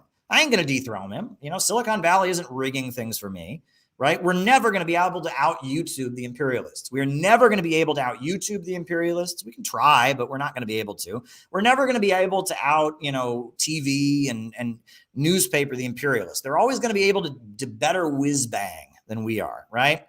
What we've got going for us is organization. Building organizations that care for people. The Communist Party USA never had more like rich funders than the Socialist Party, never had more like financial backing, you know, than the you know, social democratic groups. What they had going for them is they fed people. They built unemployment councils. They built militant labor unions that fought on people's behalf. That's what they had. And that is what we've got, right? We are building the Center for Political Innovation. We are going to build a community that anti-imperialists can be part of. We are going to build a community for working people, communities of solidarity. We're going to build a real organization, and that is how we will ascend. We are going to build a real community. That's the only hope we have. That's the only way communists have ever gained any strength in this country, right? They've never been able, the fake socialists always have better and more widely distributed books. They always have, you know, more attention to them in the media because the media and the publishing houses and the algorithms are controlled by the imperialists, right? But when working people are hungry, when working people are struggling, when they want things like healthcare and jobs and education, that's something we can offer that shills of the system can never offer. That's what we can offer. And that's why this conference coming up, March 12th in Austin, is so important. And that's why joining the Center for Political Innovation is so important. That's what we can offer. That's what we can offer. That's the only hope we have for defeating these people. We will build an organization of real people who want to change the world. So there you go. There you go. And that's my thoughts on this, folks. It's been almost 3 hours we've been on here. So I'm going to wrap it up now because I'm going to run out of voice pretty soon. A new upsurge in the struggle against U.S. imperialism is now emerging throughout the world, and especially today. Ever since World War II, U.S. imperialism and its followers have been continuously launching wars of aggression. But the people of various countries have been continuously waging revolutionary wars to defeat their aggression. While the danger of a new world war still exists, the people of all countries must get prepared. Revolution is the main trend in the world today. And while the danger of a new world war still exists, and the people of all countries must get prepared, revolution is the main trend in the world today. We need a government of action to fight for working families. We need a government of action to fight for working families. We need a government of action to fight for working families. Good night.